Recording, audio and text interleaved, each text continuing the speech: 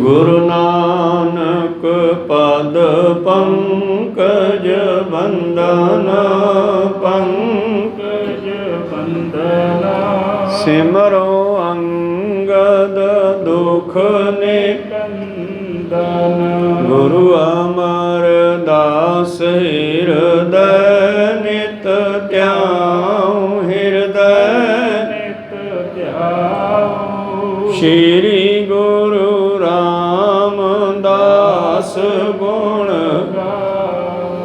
गुरु अर्जन विघ्नन के नाशक विघ्नन के नाश श्री हरि गोविंद सोमत प्रकाशक श्री हरि राय नमो कर जोरी नमो कर जोरी श्री हरि कृष्ण मनाऊं गुरु तेग बहादुर परम कृपाला परम कृपाला श्री गुरु गोबिंद सिंह विशाला तारो तारा पर पुन पुन सीसा पुन पुन सीसा मनो बार बार जगदीसा एक ओंकार सतगुरु प्रसाद सच होए वाहिगुरु जी की फतेह है विनाशन सो वाहिगुरु जी की फतेह है विनाशन सोए दोहरा आके वर्णन करो कवि जे रहे गुर पास सो जास कबितन मह करियो नीत भय धन रास वाहिगुरु जी का खालसा वाहिगुरु जी की फतेह। आओ गुरु प्यारे गुरु सवारे सत्संगी जनो रोजाना की तरह पातशाह जी की अपार किरपा बख्शिश का सदका पिछले पहरों के दीवान सजाते हुए आप जी गुरु चरणों विखे हाजरियां लवा रहे हो। आओ लड़ीवार इतिहास की विचार नाल जुड़ना करिए। आपां लड़ीवार कथा मुताबक सरवण कर रहे हाँ जदों सतगुरां ने कवियां की रचना की भाव बहुत सारे लिखारियां पासों कविता रचन वालियां पासों सतगुरां ने पुराने ग्रंथां के उल्थे भी कराए। जिवें 10वें ग्रंथ विच 24 अवतारां दे कहानियां साखियां हन और 10वें ग्रंथ छंदाबंदी दे विच ही रचिया गया है। उस तरह ही इन्हां कवियां दे पासों कवितावां भी सुणदे ते इस दे बहाने सतगुरु उन्हां कवियां नूं बेअंत माया दे के नवाजदे उन्हां दी गरीबी नूं खत्म करदे।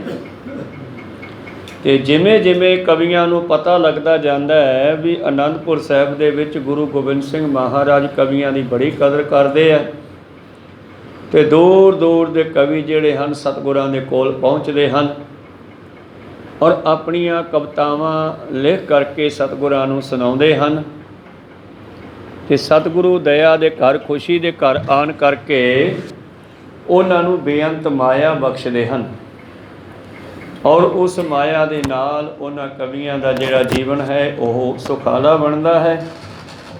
इस तरह सतगुरु पातशाह जी कवियां नूं होर किवें नवाजदे हन। आओ आपां इह आरंभ करके कथा सरवण करदे हां। उस तो पहलां अपणियां अते दासां दियां गुरु चरणों में लवाओ हाजरियां। गुरु का बख्शिया फतेह का नारा करो बुलंद गज के आखो जी वाहिगुरु जी का खालसा वाहिगुरु जी की फतेह।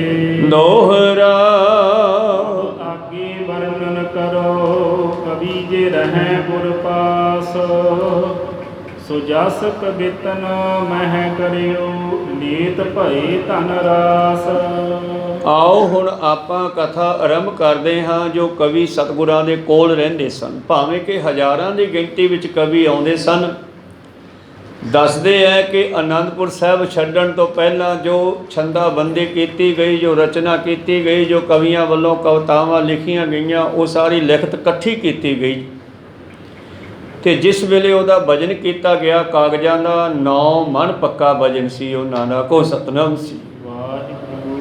ਉਹਨਾਂ ਕਾਗਜ਼ਾਂ ਦਾ, ਉਹਨਾਂ ਗ੍ਰੰਥਾਂ ਦਾ, ਉਹਨਾਂ ਕਾਪੀਆਂ ਦਾ ਭਜਨ ਜੇ ਉਸ ਵੇਲੇ ਵੇਖੀਏ ਤਾਂ ਇਤਿਹਾਸ ਵਿੱਚ ਲਿਖਦੇ ਹੈ ਕਿ 9 ਮਣ ਪੱਕਾ ਉਹਨਾਂ ਗ੍ਰੰਥਾਂ ਦਾ ਭਜਨ ਸੀ, ਜਿਨ੍ਹਾਂ ਦਾ ਉਲਥਾ ਸਤਿਗੁਰਾਂ ਨੇ ਇਹਨਾਂ ਕੋਲੋਂ ਕਰਾਇਆ। ਔਰ ਜੋ ਉਹਨਾਂ ਨੇ ਆਪਣੀਆਂ ਕਵਿਤਾ ਸੁਣਾਈਆਂ ਲਿਖ ਲਿਖ ਕੇ। ਆਓ ਹੁਣ ਉਹਨਾਂ ਕਵੀਆਂ ਦੀ ਗੱਲ ਕਰਦੇ ਹਾਂ ਜਿਹੜੇ ਕਵੀ ਸਤਿਗੁਰਾਂ ਦੀ ਹਜ਼ੂਰੀ ਵਿੱਚ ਹੀ ਰਹਿੰਦੇ ਸਨ। ਉਹਨਾਂ ਦੀ ਗਿਣਤੀ ਹੈ 52 ਤੇ ਉਹਨਾਂ 52 ਕਵੀਆਂ ਦੇ ਸ਼੍ਰੋਮਣੀ ਕਵੀ ਹਨ ਭਾਈ ਨੰਦ ਲਾਲ ਜੀ ਗੋਇਆ, ਜਿਹੜੇ ਗੁਰੂ ਪਿਆਰਿਓ ਔਰੰਗਜ਼ੇਬ ਦੇ ਪੁੱਤਰ ਬਹਾਦਰ ਸ਼ਾਹ ਦੇ ਮੁਨੀਮ ਸਨ। ਇਹ ਵੀ ਬੜੀ ਰਚਨਾ ਕਰਦੇ ਸਨ। ਔਰ ਗੁਰੂ ਪਿਆਰਿਓ ਇਹ ਭਾਈ ਨੰਦ ਲਾਲ ਜੀ ਗੋਇਆ ਕਹਿੰਦੇ ਜਿਸ ਵੇਲੇ ਇੱਕ ਵਾਰੀ ਐਸੀ ਘਟਨਾ ਘਟੀ ਕਿ ਔਰੰਗਜ਼ੇਬ ਨੇ ਇੱਕ ਆਇਤ, ਮਤਲਬ ਕੁਰਾਨ ਦਾ ਸ਼ਬਦ, ਆਪਾਂ ਸ਼ਬਦ ਕਹਿੰਦੇ ਆ, ਉਹ ਆਇਤ ਕਹਿੰਦੇ ਆ, ਕਲਮਾ ਕਹਿੰਦੇ ਆ, ਉਹ ਆਇਤ ਲਿਖ ਕੇ ਭੇਜ ਦਿੱਤੀ ਬਹਾਦਰ ਸ਼ਾਹ ਨੂੰ ਵੀ ਇਹਦੇ ਅਰਥ ਕਰਕੇ ਸੁਣਾਓ। ਤੇ ਜਿਸ ਵੇਲੇ ਬਹਾਦਰ ਸ਼ਾਹ ਨੇ ਉਹਦੇ ਅਰਥ ਆਪਣੇ ਜਿਹੜੇ ਕੁਰਾਨ ਪੜ੍ਹਨ ਵਾਲੇ ਸਨ, ਮੌਲਵੀ ਕਾਜੀ ਆਦਿ, ਉਹਨਾਂ ਤੋਂ ਕਰਵਾਏ, ਤਾਂ ਉਹ ਕਹਿੰਦੇ ਔਰੰਗਜ਼ੇਬ ਨੂੰ ਫਿੱਟ ਨਾ ਬੈਠੇ, ਕਹਿੰਦੇ ਵੀ ਹਜੇ ਸਹੀ ਅਰਥ ਨਹੀਂ ਹੋਏ, ਕਿਸੇ ਹੋਰ ਤੋਂ ਕਰਾਓ। ਤੇ ਜਦ ਨੰਦ ਲਾਲ ਗੋਇਆ ਜੀ ਨੂੰ ਪਤਾ ਲੱਗਿਆ, ਕਹਿੰਦੇ ਗੱਲ ਕੀ ਹੈ, ਕਹਿੰਦੇ ਇੱਕ ਆਇਤ ਭੇਜੀ ਹੈ ਬਾਪੂ ਨੇ, ਇਹਦੇ ਅਰਥ ਨਹੀਂ ਸਮਝ ਆਉਂਦੇ ਕਿਸੇ ਨੂੰ, ਕਹਿੰਦੇ ਵਿਖਾ ਤਾਂ। ਜਦ ਨੰਦ ਲਾਲ ਜੀ ਨੇ ਦੇਖੀ ਤੇ ਉਸ ਆਇਤ ਦੇ ਅਰਥ ਕਰ ਦਿੱਤੇ ਤੇ ਅਰਥ ਕਰਕੇ ਔਰੰਗਜ਼ੇਬ ਦੇ ਕੋਲ ਭੇਜ ਦਿੱਤੇ। ਤੇ ਔਰੰਗਜ਼ੇਬ ਦੇ ਸੋਚ ਮੁਤਾਬਕ ਉਹ ਅਰਥ ਸਹੀ ਸਨ, ਬਹੁਤ ਸਹੀ ਲੱਗੇ ਉਸ ਨੂੰ। ਤੇ ਕਹਿਣ ਲੱਗਿਆ ਵੀ ਇਹ ਨੰਦ ਲਾਲ ਗੋਇਆ ਕੌਣ ਹੈ, ਹਿੰਦੂ ਹੈ ਕੋਈ? ਬਹਾਦਰ ਸ਼ਾਹ ਕਹਿਣ ਲੱਗਿਆ ਹੈ ਤਾਂ ਹਿੰਦੂਆਂ ਦਾ ਬੱਚਾ ਹੀ।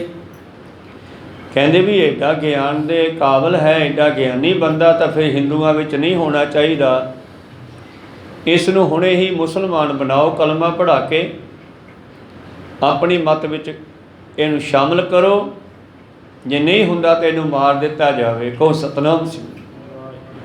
ਬਹਾਦਰ ਸ਼ਾਹ ਦੀ ਹੁਣ ਬਚਪਨ ਦੀ ਦੋਸਤੀ ਸੀ ਨੰਦ ਲਾਲ ਜੀ ਨਾਲ, ਇਸ ਕਰਕੇ ਉਸ ਨੇ ਨੰਦ ਲਾਲ ਨੂੰ ਸਾਰੀ ਗੱਲ ਦੱਸ ਦਿੱਤੀ ਕਿ ਮੇਰੇ ਪਿਤਾ ਨੇ ਤੇਰੇ ਅਰਥ ਪੜ੍ਹ ਕੇ ਪਸੰਦ ਕੀਤੇ। ਉਹ ਕਹਿੰਦਾ ਵੀ ਇਸ ਨੰਦ ਲਾਲ ਨੂੰ ਅੱਜ ਹੀ ਮੁਸਲਮਾਨ ਬਣਾਓ ਜਾਂ ਫਿਰ ਮਾਰ ਦਿਓ। ਹਿੰਦੂਆਂ ਦੇ ਵਿੱਚ ਐਸਾ ਜਿਹੜਾ ਹੈ ਗਿਆਨੀ ਨਹੀਂ ਹੋਣਾ ਚਾਹੀਦਾ। ਹੁਣ ਤੂੰ ਦੱਸ ਵੀ ਮੁਸਲਮਾਨ ਬਣੇਗਾ? ਉਹ ਕਹਿੰਦਾ ਮੈਂ ਮੁਸਲਮਾਨ ਨਹੀਂ ਬਣਨਾ। ਕਹਿੰਦੇ ਜੇ ਤੂੰ ਮੁਸਲਮਾਨ ਨਹੀਂ ਬਣਨਾ ਤੇ ਫਿਰ ਦੂਜਾ ਹੁਕਮ ਹੈ ਮਾਰ ਦਿਓ, ਪਰ ਮੈਂ ਤੈਨੂੰ ਮਾਰਦਾ ਨਹੀਂ, ਮੇਰਾ ਮਿੱਤਰ ਹੈ, ਪਰ ਮੈਂ ਤੈਨੂੰ ਇੱਕ ਸਮਾਂ ਦਿੰਦਾ ਕਿ ਇੱਥੋਂ ਨਿਕਲ ਜਾ, ਹੁਣ ਤੂੰ ਰਹਿ ਨਹੀਂ ਸਕਦਾ ਇੱਥੇ, ਕੋਈ ਹੋਰ ਮਾਰ ਦੇਵੇਗਾ ਤੇ ਤੂੰ ਇੱਥੋਂ ਚਲਿਆ ਜਾ। ਤੇ ਉਸ ਵੇਲੇ ਫਿਰ ਭਾਈ ਨੰਦ ਲਾਲ ਆਪਣੇ ਇੱਕ ਮਿੱਤਰ ਸਿਪਾਹੀ ਨੂੰ ਨਾਲ ਲੈ ਕੇ, ਉਹ ਵੀ ਉਹਨਾਂ ਦੀ ਹੀ ਫੌਜ ਵਿੱਚ ਭਰਤੀ ਸੀ ਪਰ ਇਹਦਾ ਮਿੱਤਰ ਸੀ ਉਹਨੂੰ ਲੈ ਕੇ ਘੋੜੀ 'ਤੇ ਸਵਾਰ ਹੋ ਕੇ ਦੋਨੇ ਜਣੇ ਉੱਥੋਂ ਚੱਲ ਪਏ ਤੇ ਧੰਨ ਗੁਰੂ ਗੋਬਿੰਦ ਸਿੰਘ ਜੀ ਦੇ ਹਜ਼ੂਰ ਪਹੁੰਚੇ। ਰਸਤੇ ਵਿੱਚ ਪੁੱਛਦਾ ਨੰਦ ਲਾਲ ਕਿੱਧਰ ਜਾਵਾਂਗੇ? ਸਾਰੇ ਦੇਸ਼ ਵਿੱਚ ਔਰੰਗਜ਼ੇਬ ਦਾ ਰਾਜ ਹੈ, ਕਿਤੇ ਵੀ ਸਾਨੂੰ ਫੜਿਆ ਜਾ ਸਕਦਾ ਹੈ। ਤੇ ਉਹਦੇ ਸਾਥੀ ਨੇ ਸਲਾਹ ਦਿੱਤੀ ਵੀ ਆਪਾਂ ਇੱਕ ਥਾਂ 'ਤੇ ਬਚ ਸਕਦੇ ਹਾਂ, ਉੱਥੇ ਔਰੰਗਜ਼ੇਬ ਦਾ ਹੱਥ ਨਹੀਂ ਪੈ ਸਕਦਾ, ਉਹ ਹੈ ਗੁਰੂ ਗੋਬਿੰਦ ਸਿੰਘ ਜੀ ਦਾ ਸਥਾਨ ਅਨੰਦਪੁਰ ਸਾਹਿਬ, ਆਪਾਂ ਉੱਥੇ ਚੱਲਦੇ ਹਾਂ। ਤੇ ਨੰਦ ਲਾਲ ਫਿਰ ਗੁਰੂ ਗੋਬਿੰਦ ਸਿੰਘ ਜੀ ਦੇ ਕੋਲ ਆਇਆ ਸੀ ਔਰ ਗੁਰੂ ਗੋਬਿੰਦ ਸਿੰਘ ਜੀ ਨੂੰ ਮਿਲਣ ਤੋਂ ਪਹਿਲਾਂ ਇਸ ਨੇ ਕਵਿਤਾ ਹੀ ਲਿਖ ਕੇ ਅੰਦਰ ਭੇਜੀ ਸੀ। ਤੇ ਕਵਿਤਾ ਨੂੰ ਪੜ੍ਹ ਕੇ ਸਤਿਗੁਰਾਂ ਨੇ ਕਵਿਤਾ ਵਿੱਚ ਹੀ ਜਵਾਬ ਦਿੱਤਾ ਸੀ ਇਸ ਨੂੰ, ਤੇ ਇਹਨੂੰ ਮਿਲਣ ਦੀ ਆਗਿਆ ਵੀ ਦੇਤੀ। ਤੇ ਫਿਰ ਪਾਤਸ਼ਾਹ ਨੇ ਆਪਣੇ ਕੋਲ ਰੱਖ ਲਿਆ। ਬੜਾ ਹੀ ਪੜ੍ਹਿਆ ਲਿਖਿਆ ਬੰਦਾ ਸੀਗਾ ਤੇ ਸਤਿਗੁਰਾਂ ਨੇ ਇਸ ਨੂੰ ਫਿਰ ਕਵੀਆਂ ਦਾ ਸ਼੍ਰੋਮਣੀ ਵੀ ਬਣਾ ਦਿੱਤਾ। ਖੈਰ ਭਾਈ ਸਾਹਿਬ ਜੀ ਲਿਖਣਾ ਕਰਦੇ ਹਨ ਕਿ ਆਓ ਉਹ ਕਵੀ ਜਿਹੜੇ ਕਵਿਤਾ ਲਿਖ ਲਿਖ ਕੇ ਗੁਰੂ ਦਾ ਜਸ ਸੁਣਾਉਂਦੇ ਹਨ ਤੇ ਲਿਖ ਲਿਖ ਕੇ ਦਿੰਦੇ ਹਨ, ਉਹਨਾਂ ਦੀਆਂ ਵਿਚਾਰਾਂ ਸਰਵਣ ਕਰਦੇ ਹਾਂ। ਧਨ ਅਰਥੀ ਧਨ ਗਨ ਕੋ ਪਾਇਓ, ਨਿਜ ਬੁੱਧ ਕਰ ਗੁਰਦੇਵ ਰਿਝਾਇਓ। ਕਹਿਣ ਲੱਗੇ ਜਿਨ੍ਹਾਂ ਨੇ ਜੋ ਭਾਵਨਾ ਲੈ ਕੇ ਗੁਰੂ ਗੋਬਿੰਦ ਸਿੰਘ ਜੀ ਦੀ ਹਜ਼ੂਰੀ ਵਿੱਚ ਆਏ, ਸਤਿਗੁਰਾਂ ਨੇ ਉਹਨਾਂ ਦੀਆਂ ਭਾਵਨਾ ਪੂਰੀਆਂ ਕੀਤੀਆਂ। ਕੋਈ ਧਨ ਦੀ ਇੱਛਾ ਲੈ ਕੇ ਆਇਆ, ਉਹਨਾਂ ਨੂੰ ਸਤਿਗੁਰਾਂ ਨੇ ਬੇਅੰਤ ਮਾਇਆ ਦਿੱਤੀ। ਕੋਈ ਸਤਿਗੁਰਾਂ ਦੇ ਕੋਲ ਬੁੱਧੀ ਮੰਗਦਾ ਹੈ, ਗਿਆਨ ਮੰਗਦਾ ਹੈ, ਸਤਿਗੁਰੂ ਉਹਨਾਂ ਨੂੰ ਬੁੱਧ ਦਿੰਦੇ ਹਨ, ਗੁਰਮਤਿ ਦਿੰਦੇ ਹਨ। ਅਪਰ ਪਦਾਰਥ ਜਿਨ ਕਿਨ ਚਾਹਾ, ਦਸਮ ਗੁਰੂ ਤੇ ਲੀਨ ਸਪਾਹਾ। ਹੋਰ ਵੀ ਜਿਨ੍ਹਾਂ ਨੇ ਜੋ ਮੰਗਿਆ ਠਾਕੁਰ ਆਪਣੇ ਤੇ ਸੋਈ ਸੋਈ ਦੇਵੈ ਦੇ ਮਹਾਵਾਕ ਅਨੁਸਾਰ ਸਾਚੇ ਸਹਿਬਾ ਕਿਆ ਨਾਹੀ ਘਰ ਤੇਰਾ, ਘਰ ਤਾਂ ਤੇਰਾ ਸਭ ਕਿਛ ਹੈ, ਜਿਸ ਦੇ ਸੋ ਪਾਵੇ। ਭਾਵ ਜਿਸਨੇ ਜੈਸੀ ਜੈਸੀ ਭਾਵਨਾ ਨਾਲ ਗੁਰੂ ਨੂੰ ਖੁਸ਼ ਕੀਤਾ ਹੈ, ਉਹਨਾਂ ਦੀ ਉਹ ਭਾਵਨਾ ਪੂਰੀ ਹੋਈ ਹੈ। ਤੇ ਇਤਿਹਾਸ ਆਪਾਂ ਲਗਭਗ ਸਾਰਾ ਹੀ ਵਾਚਿਆ ਬਾਬੇ ਨਾਨਕ ਤੋਂ ਲੈ ਕੇ, ਤੇ ਗੁਰੂ ਨਾਨਕ ਦੇ ਘਰ ਵਿੱਚ ਐਸੀ ਕੋਈ ਵੀ ਚੀਜ਼ ਨਹੀਂ ਜਿਹੜੀ ਕਿਸੇ ਨੂੰ ਨਾ ਮਿਲੀ ਹੋਵੇ। ਔਰੰਗਜ਼ੇਬ ਦਾ ਇੱਕ ਪੁੱਤਰ ਕਹਿੰਦੇ ਬਿਮਾਰ ਪੈ ਗਿਆ। ਸ਼ਾਹਜਹਾਂ ਦਾ ਇੱਕ ਪੁੱਤਰ ਔਰੰਗਜ਼ੇਬ ਦਾ ਭਾਈ ਦਾਰਾ ਸ਼ਕੋ, ਇਸ ਨੂੰ ਕਿਸੇ ਨੇ ਈਰਖਾ ਵਿੱਚ ਮਾਰਨ ਵਾਸਤੇ ਸ਼ੇਰ ਦੀ ਮੁੱਛ ਦਾ ਵਾਲ ਖਵਾਤਾ ਭੋਜਨ ਵਿੱਚ, ਜਿਸ ਦੇ ਨਾਲ ਅੰਤੜੀਆਂ ਵਿੱਚ ਜਾ ਕੇ ਇਨਫੈਕਸ਼ਨ ਹੋ ਗਈ ਔਰ ਇਹ ਦਿਨੋਂ ਦਿਨ ਸੁੱਕਦਾ ਗਿਆ। ਤੇ ਪਤਾ ਲੱਗਿਆ ਵੈਦਾਂ ਪਾਸੋਂ ਵੀ ਇਹਨੂੰ ਕਿਸੇ ਨੇ ਵਾਲ ਖਵਾਏ। ਹੁਣ ਉਹ ਵਾਲ ਨਿਕਲ ਨਹੀਂ ਰਿਹਾ ਤੇ ਵਾਲ ਕੱਢਣ ਵਾਸਤੇ ਕਵੀਆਂ ਨੇ ਬੜਾ ਜ਼ੋਰ ਲਾਇਆ ਤੇ ਉਹਨੂੰ ਕੱਢਣ ਵਾਸਤੇ ਕਈ ਹੀਲੇ ਕੀਤੇ, ਉਹ ਨਾ ਨਿਕਲਿਆ। ਤੇ ਅਖੀਰ ਕਿਸੇ ਵੈਦ ਨੇ ਦੱਸਿਆ ਮਈ ਜੇ ਇੱਕ ਬਹੁਤ ਵੱਡੀ ਹਿਰੜ ਤੇ ਇੱਕ ਬਹੁਤ ਵੱਡਾ, ਸਭ ਤੋਂ ਵੱਡਾ ਲੌਂਗ, ਇਹ ਦੋ ਚੀਜ਼ਾਂ ਮਿਲ ਜਾਣ ਤੇ ਇਹਦੇ ਨਾਲ ਇਹ ਵਾਲ ਪੇਟ ਵਿੱਚੋਂ ਨਿਕਲ ਸਕਦਾ। ਸਾਰੇ ਦੇਸ਼ ਵਿੱਚ ਸ਼ਾਹਜਹਾਂ ਨੇ ਵੈਦਾਂ ਨੂੰ ਭੇਜ ਕੇ, ਢੰਡੋਰਾ ਫਰਵਾ ਕੇ, ਸੂਬੇਦਾਰਾਂ ਨੂੰ ਸੁਨੇਹੇ ਭੇਜ ਕੇ ਉਸ ਵਜਨ ਦੀ ਹਰੜ ਤੇ ਲੌਂਗ ਦੀ ਭਾਲ ਕੀਤੀ, ਪਰ ਕਿਤੋਂ ਨਾ ਮਿਲਿਆ। ਇਹ ਗੁਰੂ ਨਾਨਕ ਦੇ ਘਰ ਦਾ ਵਜ਼ੀਰ ਸੀ, ਵਜ਼ੀਰ ਖਾਂ ਵਜ਼ੀਰ ਸੀਗਾ ਉਹਨਾਂ ਦਾ, ਮੁਗਲਾਂ ਦਾ ਸਰਕਾਰ ਦਾ ਨਾਮ ਸੀ ਉਹਦਾ ਵਜ਼ੀਰ ਖਾਂ। ਪਰ ਇੱਧਰ ਗੁਰੂ ਨਾਨਕ ਦੇ ਘਰ ਨਾਲੋਂ ਪੰਜਵੇਂ ਪਾਤਸ਼ਾਹ ਦਾ ਜੁੜਿਆ ਸੀ। ਜਦੋਂ ਉਹਦੇ ਪੇਟ ਦਾ ਜਲੋਧਰ ਦਾ ਰੋਗ ਠੀਕ ਕੀਤਾ ਸੀ, ਉਹ ਕਹਿਣ ਲੱਗਿਆ ਵੀ ਇਹ ਚੀਜ਼ ਹੀ ਹੋਰ ਕਿਤੋਂ ਨਾ ਮਿਲੇ ਤੇ ਗੁਰੂ ਨਾਨਕ ਦੇ ਘਰ 'ਚੋਂ ਮਿਲ ਸਕਦੀ ਹੈ। ਉਸ ਵੇਲੇ 7ਵੇਂ ਪਾਤਸ਼ਾਹ ਜੀ ਸਨ ਗੱਦੀ ਤੇ। ਭਾਵੇਂ ਕਿ ਸ਼ਾਹਜਹਾਂ ਦੀ 6ਵੇਂ ਪਾਤਸ਼ਾਹ ਨਾਲ ਲੜਾਈ ਵੀ ਰਹੀ ਆ, ਪਰ ਜਦੋਂ ਸ਼ਾਹਜਹਾਂ ਨੇ ਬੰਦੇ ਭਾਈ ਵਜ਼ੀਰ ਖਾਂ ਤੇ ਹੋਰ 2 ਬੰਦੇ ਇੱਥੇ ਭੇਜੇ ਵੀ ਮਹਾਰਾਜ ਜੀ ਤੁਹਾਡਾ ਦਵਾਖਾਨਾ ਜਿਹੜਾ ਬਣਾਇਆ ਤੁਸੀਂ ਕੀਰਤਪੁਰ ਸਾਹਿਬ ਦੇ ਇਲਾਕੇ 'ਚ, ਉਸ ਦਵਾਖਾਨੇ ਦੇ ਵਿੱਚੋਂ ਸਾਨੂੰ ਇਹ 2 ਚੀਜ਼ਾਂ ਚਾਹੀਦੀਆਂ, ਕਿ ਇੰਨੇ ਤੋਲਿਆਂ ਦੀ ਹਰੜ ਤੇ ਇੱਕ ਇੰਨੇ ਤੋਲ ਦਾ ਜਿਹੜਾ ਰਿੰਗ ਆਪਣਾ ਸਾਨੂੰ ਲੌਂਗ ਚਾਹੀਦਾ ਹੈ। ਤੇ ਹਰ ਰਾਏ ਸਾਹਿਬ ਜੀ ਨੇ ਇੱਕ ਵਾਰੀ ਵੀ ਕੋਈ ਈਰਖਾ ਵਿਚਾਰ ਕੇ ਇਹ ਨਹੀਂ ਕਿਹਾ ਵੀ ਅਸੀਂ ਨਹੀਂ ਦੇਣਾ। ਭਾਵ ਗੁਰੂ ਸਾਹਿਬ ਦਾ ਸਾਂਝਾ ਹੈ, ਜੋ ਸ਼ਰਨ ਆਵੇ ਤੇ ਸਕੰਠ ਲਗਾਵੇ। ਅੱਜ ਸ਼ਰਨ ਵਿੱਚ ਆਏ ਆ ਉਹਦੇ ਬੰਦੇ, ਤੇ ਗੁਰੂ ਪਾਤਸ਼ਾਹ ਸਿੱਖਾਂ ਨੂੰ ਕਹਿੰਦੇ ਜਾਓ ਆਪਣੇ ਖਜ਼ਾਨੇ ਵਿੱਚ ਹੈਗਾ, ਇਹਨਾਂ ਨੂੰ ਇਹ ਚੀਜ਼ਾਂ ਦਿਓ। ਦਾਰਾ ਸ਼ਕੋ ਹੈ ਜਿਹੜਾ ਉਹ ਰੱਬ ਦਾ ਪਿਆਰਾ ਭਗਤ ਹੈ, ਉਹ ਠੀਕ ਹੋਣਾ ਚਾਹੀਦਾ। ਇਹ ਚੀਜ਼ਾਂ ਫਿਰ ਭੇਜੀਆਂ। ਇੱਕ ਉਸ ਨੇ ਚਿੱਟਾ ਮੋਤੀ ਜੋ ਹਾਥੀ ਦੇ ਮੱਥੇ 'ਚੋਂ ਨਿਕਲਦਾ, ਇੱਕ ਉਹਨੇ ਉਹ ਦੇਖਣ ਵਾਸਤੇ ਮੰਗਾਇਆ, ਉਹ ਵੀ ਦੇ ਦਿੱਤਾ ਉਹਨੂੰ ਦੇਖਣ ਵਾਸਤੇ, ਉਹ ਵੀ ਇੱਥੇ ਖਜ਼ਾਨੇ ਵਿੱਚ ਸੀਗਾ।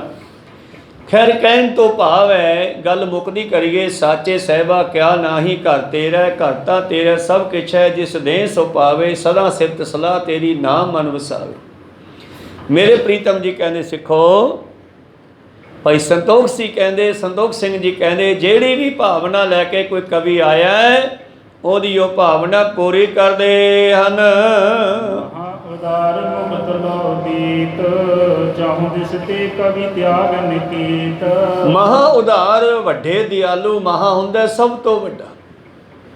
ਜਿਹੜੇ ਸਭ ਤੋਂ ਵੱਡੇ ਦਿਆਲੂ ਹਨ, ਦਇਆ ਦੇ ਘਰ ਹਨ, ਸਿੱਖਾਂ ਨੂੰ ਮੁਕਤੀ ਤੱਕ ਵੀ ਬਖਸ਼ਦੇ ਹੈ। ਜਿਸ ਮੁਕਤੀ ਨੂੰ ਪ੍ਰਾਪਤ ਕਰਨ ਵਾਸਤੇ ਜੋਗੀ ਲੋਕ ਬੇਅੰਤ ਸਾਧਨਾਵਾਂ ਕਰਦੇ ਆ, ਘਰ-ਬਾਰ ਤਿਆਗਦੇ ਆ, ਜੰਗਲਾਂ ਵਿੱਚ ਚਲੇ ਜਾਂਦੇ ਆ, ਉਹ ਮੁਕਤੀ ਗੁਰੂ ਨਾਨਕ ਦੇ ਘਰ 'ਚੋਂ ਅੱਜ ਸਿੱਖਾਂ ਨੂੰ ਸਹਿਜੇ ਮਿਲ ਰਹੀ ਹੈ। ਅਨੰਦਪੁਰ ਕੀਨ ਸਬਾਸਾ ਸੁਧ ਬਿਤਿਆਦ ਪਾਏ ਸੁਖ ਰਾਸਾ। ਇਹੋ ਦਸ਼ਾ ਦਿਸ਼ਾਵਾਂ ਦੇ ਕਵੀ ਜਿਵੇਂ ਜਿਵੇਂ ਕੋਈ ਸੁਣਦਾ ਹੈ ਆਨੰਦਪੁਰ ਸਾਹਿਬ ਪਹੁੰਚਦੇ ਹਨ। ਆਨੰਦਪੁਰ ਸਾਹਿਬ ਉਤਾਰੇ ਕਰ ਲਏ। ਕਈ ਲੋਕ ਉਦੋਂ ਆਪਣੇ ਛੋਟੇ ਛੋਟੇ ਤੰਬੂ ਵੀ ਨਾਲ ਹੀ ਲਿਆਉਂਦੇ ਸਨ, ਆਪੋ ਆਪਣੇ ਤੰਬੂ ਵੀ ਲਾ ਲਏ ਉਹਨਾਂ ਕਵੀਆਂ ਨੇ। ਤੇ ਗੁਰੂ ਨਾਨਕ ਦੇ ਘਰ ਵਿੱਚ ਵੀ ਤੰਬੂਆਂ ਦਾ ਤੋੜਾ ਨਹੀਂ, ਜਗ੍ਹਾ ਜਗ੍ਹਾ ਤੇ ਉਹਨਾਂ ਨੂੰ ਵਾਸਾ ਦਿੱਤਾ ਗਿਆ ਜੀ। ਨਿਸ਼ਕਾਮ ਮੁਕਤ ਹੀ ਦਈ ਕਿਤਕ ਸੰਪਦਾ ਅਰਗਤ ਲਈ। ਤੇ ਜਿਹੜੇ ਨਿਸ਼ਕਾਮ ਭਾਵਨਾ ਨਾਲ ਆਏ, ਕਰਮ ਕਰਤ ਹੋਵੇ ਨਿਹਕਾਮੀ ਤਿਸ ਕੋ ਹੋਤ ਪ੍ਰਾਪਤ ਸੁਆਮੀ, ਉਹਨਾਂ ਨੂੰ ਤਾਂ ਸਤਿਗੁਰੂ ਬ੍ਰਹਮ ਗਿਆਨ ਵੀ ਦਿੰਦੇ ਹਨ ਅਤੇ ਪਰਮੇਸ਼ਰ ਦੇ ਵਿੱਚ ਮਿਲਾ ਦਿੰਦੇ ਹਨ। ਚਾਰੋਂ ਚੱਕਨ ਗੁਰ ਜਸ ਫੈਲਾ ਮਨ ਹੋ ਚੰਦ ਉਜਲ ਬਿਨ ਮੈਲਾ। ਕਿਤਕ ਸੰਪਤਾ ਮਾਇਆ ਵੀ ਦਿੰਦੇ ਹਨ। ਧੰਨ ਗੁਰੂ ਨਾਨਕ ਦੇਵ ਜੀ ਦੀ ਆਪਣਾ ਮੰਗਣੀ ਹੋਈ, ਸਗਨ ਪਿਆ, ਰੋਪਣਾ ਪਈ। ਸਾਡੇ ਮਾਲਵੇ ਕਹਿੰਦੇ ਆ ਰੋਪਣਾ, ਕਿਤੇ ਕਹਿੰਦੇ ਆ ਠਾਕਾ, ਕਿਤੇ ਕਹਿੰਦੇ ਆ ਰੋਕ ਕਰਨੀ। ਸਾਡੇ ਮਾਲਵੇ ਕਹਿੰਦੇ ਆ ਰੋਪਣਾ। ਰੋਪਣਾ ਪਈ, ਸਗਨ ਪਿਆ। ਸਾਰਾ ਪਰਿਵਾਰ ਨਨਕਾਣਾ ਸਾਹਿਬ ਤੋਂ ਪਹੁੰਚਿਆ ਸੁਲਤਾਨਪੁਰ। ਤੇ ਮਰਦਾਨਾ ਫਿਰ ਕਿਵੇਂ ਰਹਿ ਜਾਂਦਾ, ਉਹ ਵੀ ਨਾਲ ਗਿਆ। ਕਈ ਦਿਨ ਸਮਾਗਮ ਚੱਲਿਆ ਠਾਕੇ ਦਾ, ਰੋਕਣ ਦਾ, ਰੋਪਣਾ ਦਾ। ਜਦ ਸਮਾਪਤੀ ਹੋਈ ਤੇ ਮਹਿਤਾ ਕਾਲੂ ਜੀ ਕਹਿਣ ਲੱਗੇ ਭਾਈਆ ਜੈਦੇਵ ਦੇ ਪਿਤਾ ਜੀ ਨੂੰ ਕਿ ਚੰਗਾ ਕੁੜਮੋ ਫਿਰ ਅਸੀਂ ਚੱਲਦੇ ਹਾਂ, ਹੁਣ ਬਹੁਤ ਦਿਨ ਹੋ ਗਏ, ਜਾ ਕੇ ਕੰਮਕਾਰ ਸੰਭਾਲੀਏ। ਤੇ ਮਰਦਾਨੇ ਨੂੰ ਪਤਾ ਲੱਗਿਆ ਵੀ ਹੁਣ ਤੁਰਾਂਗੇ ਇੱਥੋਂ, ਤੇ ਭੱਜਿਆ ਭੱਜਿਆ ਮੋਦੀ ਖਾਨੇ ਆ ਗਿਆ। ਬਾਬੇ ਨਾਨਕ ਨੂੰ ਮਿਲਿਆ। ਪਾਤਸ਼ਾਹ ਕਹਿੰਦੇ ਕਿਵੇਂ ਆ ਮਰਦਾਨੇ ਆ? ਕਹਿੰਦੇ ਨਾਨਕ ਜੀ ਅਸੀਂ ਵਾਪਸ ਚੱਲੇ ਆ ਤੇ ਤੁਹਾਡੇ ਕੋਲੋਂ ਆਗਿਆ ਵੀ ਲੈਣ ਆਏ ਆ ਤੇ ਵਧਾਈ ਵੀ ਲੈਣ ਆਏ ਆ, ਕੁਛ ਦਿਓ ਹੁਣ ਵਧਾਈਆਂ ਦੇ ਰੂਪ 'ਚ। ਤੇ ਬਾਬਾ ਜੀ ਕਹਿੰਦੇ ਵੀ ਕੀ ਦੇਵਾਂ ਬੋਲ। ਮਰਦਾਨੇ ਅੱਜ ਮੈਂ ਤੇਰੇ ਤੇ ਇੰਨਾ ਖੁਸ਼ ਹਾਂ ਕਿ ਤੂੰ ਜੋ ਮੰਗੇਗਾ ਉਹੀ ਦੇਊਂਗਾ। ਤੇ ਮਰਦਾਨਾ ਚੱਕਰ 'ਚ ਪੈ ਗਿਆ ਵੀ ਉਹਨੂੰ ਕੀ ਮੰਗੀਏ। ਕੋ ਸਤਨਾਮ, ਕਿਤੇ ਮੈਂ ਥੋੜ੍ਹਾ ਨਾ ਮੰਗ ਲਵਾਂ, ਇਹਨਾਂ ਨੇ ਕੁਝ ਹੋਰ ਬਹੁਤਾ ਦੇਣਾ ਹੋਵੇ। ਅਖੀਰ ਮਰਦਾਨਾ ਕਹਿੰਦਾ ਮੇਰੀ ਬੁੱਧੀ ਕੰਮ ਨਹੀਂ ਕਰਦੀ, ਜੋ ਦੇਣਾ ਤੁਸੀਂ ਆਪ ਹੀ ਦੇ ਦਿਓ ਜੋ ਮੇਰੇ ਕੰਮ ਦਾ ਹੈ। ਕਹਿੰਦੇ ਮਰਦਾਨਿਆਂ ਮੈਂ ਦੇ ਤਾਂ ਆਪ ਹੀ ਦਿੰਦਾ, ਪਰ ਤੂੰ ਸ਼ਾਇਦ ਰੰਜ ਹੋ ਜੇ, ਗੁੱਸਾ ਕਰ ਜੇ ਵੀ ਇਹ ਕੀ ਦਿੱਤਾ। ਜਿਹੜੀ ਮੈਂ ਚੀਜ਼ ਦੇਣ ਲੱਗਿਆ ਉਹ ਦਿਸਦੀ ਘੱਟ ਹੈ, ਕੰਮ ਵੱਧ ਕਰਦੀ ਹੈ। ਕਹਿੰਦੇ ਜੀ ਫਿਰ ਦੇ ਦਿਓ। ਕਹਿੰਦੇ ਚੰਗਾ ਤੈਨੂੰ ਤਾਰ ਦਾ ਗੁਣ ਦਿੱਤਾ, ਰਬਾਬ ਵਜਾਉਣ ਦਾ ਗੁਣ ਦਿੱਤਾ। ਆ ਜਿਹੜੀ ਕਥਾ ਕੀਰਤਨ ਅਸੀਂ ਬੜਾ ਸਮਾਂ ਲਾ ਕੇ ਸਿੱਖਦੇ ਹਾਂ ਨਾ, ਗੁਰੂ ਕਿਰਪਾ ਕਰੇ ਤੇ ਸਹਿਜੇ ਹੀ ਸਿੱਖ ਦੇ ਅੰਦਰ ਰੱਖ ਦੇਵੇ। ਕੋ ਸਤਨਾਮ ਸੀ।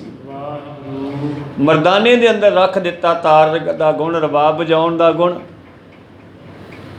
ਕਹਿੰਦੇ ਚੰਗਾ ਮਰਦਾਨੇ ਆ, ਪਰ ਮੈਨੂੰ ਪਤਾ ਤੂੰ ਸੋਚਦਾ ਜਾਏਗਾ ਵੀ ਇਹ ਦਿੱਤਾ ਤਾਂ ਕੀ ਦਿੱਤਾ, ਗੱਲਾਂ ਕਰਕੇ ਮੋੜਤਾ। ਕਹੋ ਸਤਨਾਮ, ਖੜ ਜਾ, ਆ ਚੋਲਾ ਵੀ ਲੈ ਜਾ ਇੱਕ।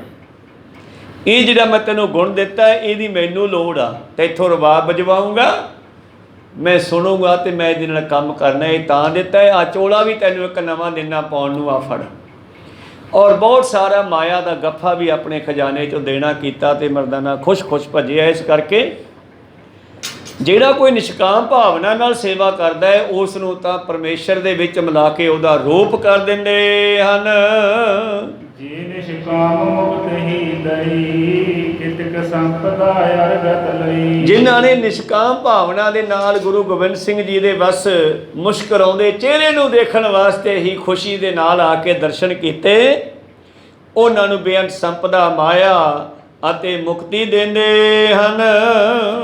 ਚੱਕਨ ਗੁਰ ਜਸ ਫੈਲਾ ਮਨ ਹੋ ਆਨੰਦ ਉਜਲ, ਮਨ ਹੋ ਚੰਦ ਉਜਲ ਦਿਨ ਮੈਲਾ। ਚਾਰਾਂ ਚੱਕਾਂ ਦੇ ਵਿੱਚ ਮੇਰੇ ਪ੍ਰੀਤਮ ਜੀ ਦਾ ਜਸ ਇੰਨਾ ਫੈਲ ਗਿਆ ਇਸ ਮਾਇਆ ਦੇ ਵੰਡਣ ਕਰਕੇ, ਕਵੀਆਂ ਨੂੰ ਖੁੱਲੀ ਮਾਇਆ ਦੇ ਗੱਫੇ ਦੇਣ ਕਰਕੇ ਨਾ, ਚਾਰਾਂ ਹੀ ਚੱਕਾਂ ਦੇ ਵਿੱਚ ਸਾਰੇ ਪਾਸੇ ਇੰਨਾ ਜਸ ਫੈਲ ਗਿਆ। ਹੁਣ ਤਾਂ ਜਿਹੜਾ ਸੁਣਦਾ ਹੈ ਗੁਰੂ ਗੋਬਿੰਦ ਸਿੰਘ ਬੜੇ ਖੁੱਲ੍ਹੇ ਗੱਫੇ ਦਿੰਦੇ ਆ ਮਾਇਆ ਦੇ। ਢਾਡੀਆਂ ਕਵੀਆਂ ਨੂੰ ਤਾਂ ਹੁੰਦਾ ਹੀ ਆ। ਔਰ ਬਾਣੀ ਵਿੱਚ ਵੀ ਦਰਜ ਕਰਤਾ ਪਾਤਸ਼ਾਹ ਜੀ ਨੇ, ਢਾਡੀ ਦਰ ਪਰ ਮੰਗਣਾ ਦਰ ਕਦੇ ਨਾ ਛੋੜੇ। ਜਿਹੜਾ ਅਸੀਂ ਹਾਂ, ਢਾਡੀ ਦਾ ਅਰਥ ਹੈ ਮੰਗਤਾ, ਤੇ ਮੰਗਤਾ ਹੋਰ ਕਿਸੇ ਦਾ ਨਹੀਂ, ਗੁਰੂ ਨਾਨਕ ਦੇ ਘਰ ਦਾ ਮੰਗਤਾ। ਇਹ ਢਾਡੀ ਪਹਿਲਾਂ ਰਾਜਿਆਂ ਦੀ ਸਿਫਤ ਕਰਿਆ ਕਰਦੇ ਸਨ ਢਾਡੀ ਵਾਰਾਂ ਗਾ ਕੇ, ਜਿਹੜੀਆਂ ਗੁਰਬਾਣੀ ਵਿੱਚ 22 ਵਾਰਾਂ ਦੇ ਉੱਤੇ ਤਰਜਾ ਚੜਾਈਆਂ। ਬਈ ਇਸ ਵਾਰ ਨੂੰ ਇਦਾਂ ਗਾਉਣਾ, ਆਸਾ ਕੀ ਵਾਰ ਟੁੰਡੇ ਅਸ ਰਾਜੇ ਕੀ ਧੁਨੀ ਗਾਵਨੀ। ਟੁੰਡਾ ਅਸ ਰਾਜਾ ਹੋਇਆ ਕੋਈ, ਉਹਦੇ ਹੱਥ ਵੱਢੇ ਗਏ ਸੀਗੇ, ਉਹਨੇ ਪਰਮੇਸ਼ਰ ਦੀ ਸਿਫਤ ਕੀਤੀ, ਉਹਦੇ ਹੱਥ ਦੁਬਾਰੇ ਆ ਗਏ ਸੀ। ਕੋ ਸਤਨਾਮ ਸੀ। ਇਸੇ ਤਰ੍ਹਾਂ ਹੀ ਲੱਲਾ ਬਹਿਲੀਮਾ ਕੀ ਧੁਨ ਗਾਵਨੀ, ਵਡਹੰਸ ਕੀ ਵਾਰ ਮਹੱਲਾ ਪੰਜਵਾ, ਲੱਲਾ ਬਹਿਲੀਮਾ ਕੀ ਧੁਨ ਗਾਵਨੀ। ਇਹ ਪੁਰਾਣੇ ਸੂਰਮੇ ਯੋਧੇ ਹੋਏ ਹੈ, ਰਾਜੇ ਹੋਏ ਹੈ, ਉਹਨਾਂ ਦੀਆਂ ਪੁਰਾਣੇ ਸਮਿਆਂ ਦੇ ਵਿੱਚ ਵਡਿਆਈਆਂ ਕੀਤੀਆਂ ਗਈਆਂ ਸੀ। ਸਤਿਗੁਰੂ ਛੇਵੇਂ ਪਾਤਸ਼ਾਹ ਜੀ ਨੇ ਉਹ ਜਿਹੜੀਆਂ ਗੁਰੂ ਪਿਆਰਿਓ ਵਾਰਾਂ ਦੇ ਢੰਗ ਸੀ ਗਾਉਣ ਦੇ, ਗੁਰਬਾਣੀ ਨੂੰ ਪਹਿਲਾਂ ਢੱਡ ਸਾਰੰਗੀ ਨਾਲ ਵੀ ਗਾਇਆ ਜਾਂਦਾ ਸੀ। ਕੋ ਸਤਨਾਮ। ਉਦੋਂ ਜ਼ਿਆਦਾਤਰ ਇਹ ਆਪਦੀ ਕਵਿਤਾ ਬਣਾਉਣ ਦੀ ਬਜਾਏ ਵਾਰਾਂ ਨੂੰ ਸਿੱਧਾ ਵੀ ਢੱਡ ਸਾਰੰਗੀ ਨਾਲ ਗਾ ਦਿੰਦੇ ਸੀ। ਜਿਵੇਂ ਆਪਾਂ ਆਸਾ ਦੀ ਵਾਰ ਗਾਉਣੇ ਆ, ਦੂਜੀਆਂ ਵੀ ਗਾ ਦਿੰਦੇ ਸੀ। ਤੋ ਇਸ ਤਰ੍ਹਾਂ ਗੁਰੂ ਪਿਆਰਿਓ ਸਤਿਗੁਰੂ ਪਾਤਸ਼ਾਹ ਜੀ ਦਾ ਸਿਫਤ ਇੰਨੀ ਫੈਲ ਗਈ ਸੰਸਾਰ ਦੇ ਵਿੱਚ, ਚਾਰਾਂ ਚੱਕਾਂ ਦੇ ਵਿੱਚ, ਜਿਵੇਂ ਚੰਦਰਮਾ ਦੀ ਚਾਨਣੀ ਫੈਲ ਜਾਂਦੀ ਹੈ। ਧੰਨ ਗੁਰੂ ਗੋਬਿੰਦ ਸਿੰਘ ਜੀ ਨੂੰ ਦੁਨੀਆ ਯਾਦ ਕਰਦੀ ਹੈ, ਬਈ ਉੱਥੇ ਬੜੀ ਮਾਇਆ ਵੰਡਦੇ ਆ। ਅਤੇ ਉਹ ਢਾਡੀ ਜਿਹੜੇ ਰਾਜਿਆਂ ਦੀਆਂ ਸਿਫਤਾਂ ਕਰਦੇ ਸਨ। ਅਤੇ ਅੱਜ ਪਹਿਲੀ ਵਾਰ ਜਦੋਂ ਅਕਾਲ ਤਖਤ ਸਾਹਿਬ ਦੀ ਰਚਨਾ ਹੋਈ, ਉਸ ਤੋਂ ਪਹਿਲਾਂ ਗੁਰੂ ਅਰਜਨ ਦੇਵ ਜੀ ਦੇ ਸ਼ਹੀਦੀ ਦਾ ਭੋਗ ਪਾਇਆ ਗਿਆ, ਅਖੰਡ ਸਹਿਜ ਪਾਠ ਰੱਖੇ ਗਏ, ਆਰੰਭ ਕੀਤੇ ਗਏ। ਬਾਬੇ ਬੁੱਢੇ ਨੇ ਉਹ ਪਹਿਲਾ ਸਹਿਜ ਪਾਠ ਕੀਤਾ ਸੀ। ਕੋ ਸਤਨਾਮ ਸੀ। 17 ਦਿਨਾਂ ਦੇ ਵਿੱਚ ਭੋਗ ਦੇ ਉੱਤੇ ਸਤਿਗੁਰਾਂ ਨੇ ਦੱਸਿਆ ਕਿ ਅਗਲੀ ਦਸਵੀਂ ਵਾਲੇ ਦਿਨ ਆਪਾਂ ਗੁਰਤਾ ਗੱਦੀ ਦੀ ਰਸਮ ਕਰਾਂਗੇ। ਸਾਰਿਆਂ ਨੇ ਆਉਣਾ। ਸਾਡੇ ਵਾਸਤੇ ਕੀ ਲਿਆਓਗੇ ਜੀ? ਕੀ ਲਿਆਈਏ? ਸਾਡੇ ਵਾਸਤੇ ਤੁਸੀਂ ਲੈ ਕੇ ਆਉਣੇ ਆ ਵਧੀਆ ਵਧੀਆ ਘੋੜੇ, ਅਤੇ ਵਧੀਆ ਨੌਜਵਾਨ ਭਰਤੀ ਹੋਣ ਵਾਸਤੇ ਫੌਜ ਵਿੱਚ, ਅਤੇ ਵਧੀਆ ਸ਼ਸਤਰ। ਤਾਂ ਜਿੱਦੇ ਗੁਰਤਾ ਗੱਦੀ ਦਿਵਸ 'ਤੇ ਪਹੁੰਚੀਆਂ ਸੀ ਸੰਗਤਾਂ, ਉਹਦੇ ਇਹ ਸਾਰੀਆਂ ਚੀਜ਼ਾਂ ਲੈ ਕੇ ਆਈਆਂ ਸੀ। ਔਰ ਅਕਾਲ ਤਖਤ ਦੇ ਉੱਪਰ ਫਿਰ ਗੁਰੂ ਹਰਗੋਬਿੰਦ ਸਾਹਿਬ ਮਹਾਰਾਜ ਜੀ ਨੇ ਉਸ ਸਮੇਂ ਦੇ ਢਾਡੀ ਭਾਈ ਅਬਦੁੱਲੇ ਨੂੰ ਸੱਦਿਆ, ਅਤੇ ਬਈ ਤੂੰ ਯੋਧਿਆਂ ਦੀਆਂ ਵਾਰਾਂ ਸੁਣਾ, ਇਹਨਾਂ ਨੌਜਵਾਨਾਂ ਨੂੰ ਪਤਾ ਲੱਗੇ ਸਾਡਾ ਵਿਰਸਾ ਕੀ ਹੈ, ਇਹਨਾਂ ਵਿੱਚ ਜੋਸ਼ ਭਰੋ, ਕਿਉਂਕਿ ਅਸੀਂ ਹੁਣ ਫੌਜ ਤਿਆਰ ਕਰਨੀ ਹੈ ਅਤੇ ਫੌਜ ਚੜ੍ਹਦੀ ਕਲਾ ਦੀ ਹੋਣੀ ਚਾਹੀਦੀ ਆ। ਉੱਥੋਂ ਢਾਡੀਆਂ ਨੂੰ ਫਿਰ ਕੇਵਲ ਅਤੇ ਕੇਵਲ ਗੁਰੂ ਨਾਨਕ ਦੇ ਘਰ ਦੇ ਮੰਗਤੇ ਬਣਾਇਆ। ਭਾਵ ਤੂੰ ਸਾਡਾ ਹੈ, ਹੁਣ ਤੂੰ ਹੋਰ ਕਿਸੇ ਰਾਜੇ ਦੀ ਸਿਫਤ ਨਹੀਂ ਕਰਨੀ ਜਾ ਕੇ। ਕੋ ਸਤਨਾਮ। ਢਾਡੀ ਦਰ ਭਰਾ ਮੰਗਣਾ ਦਰ ਕਦੇ ਨਾ ਛੋੜੇ। ਤਾਂ ਉਸ ਦਿਨ ਤੋਂ ਢਾਡੀ ਕਵੀਸ਼ਰ ਗੁਰੂ ਨਾਨਕ ਦੇ ਘਰ ਨਾਲ ਜੁੜ ਗਏ। ਖੈਰ, ਚਾਰਾਂ ਚੱਕਾਂ ਦੇ ਵਿੱਚ ਗੁਰੂ ਗੋਬਿੰਦ ਸਿੰਘ ਮਹਾਰਾਜ ਜੀ ਦੀ ਬੜੀ ਸਿਫਤ ਹੁੰਦੀ ਹੈ।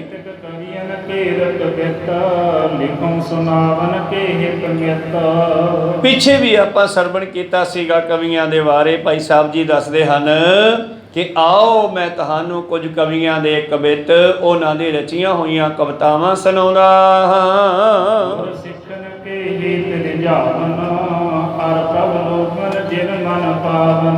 ਔਰ ਕਵੀ ਲੋਕ ਅੱਜ ਵੀ ਪਾਉਂਟਾ ਸਾਹਿਬ ਦੇ ਵਿੱਚ ਜਦੋਂ ਕੋਈ ਸਮਾਗਮ ਹੁੰਦਾ ਵੱਡੇ ਪੱਧਰ 'ਤੇ, ਉੱਥੇ ਖਾਸ ਕਵੀਆਂ ਦੀ ਸਭਾ ਲਾਈ ਜਾਂਦੀ ਹੈ। ਸ਼੍ਰੀ ਅਨੰਦਪੁਰ ਸਾਹਿਬ ਵੀ ਵਿਸਾਖੀ ਦੇ ਮੇਲੇ 'ਤੇ ਗੁਰੂ ਪਿਆਰੋ ਕਵੀਆਂ ਦੀ ਸਭਾ ਦਾ ਟਾਈਮ ਵੀ ਰੱਖਿਆ ਜਾਂਦਾ ਹੈ। ਉਹ ਫਿਰ ਅਲੱਗ-ਅਲੱਗ ਥਾਵਾਂ ਤੋਂ ਕਵੀ ਅੱਜ ਵੀ ਉੱਥੇ ਪਹੁੰਚਦੇ ਨੇ, ਔਰ ਗੁਰੂ ਸਿਫਤ ਜਿਹੜੀ ਹੈ, ਗੁਰੂ ਜਸ ਜਿਹੜਾ ਹੈ ਆਪਣੀ ਕਵੀਸ਼ਰੀ ਰਾਹੀਂ, ਕਵਿਤਾਵਾਂ ਰਾਹੀਂ, ਬੋਲ ਬਾਣੀ ਰਾਹੀਂ ਸੁਣਾਉਣਾ ਕਰਦੇ ਹੈ।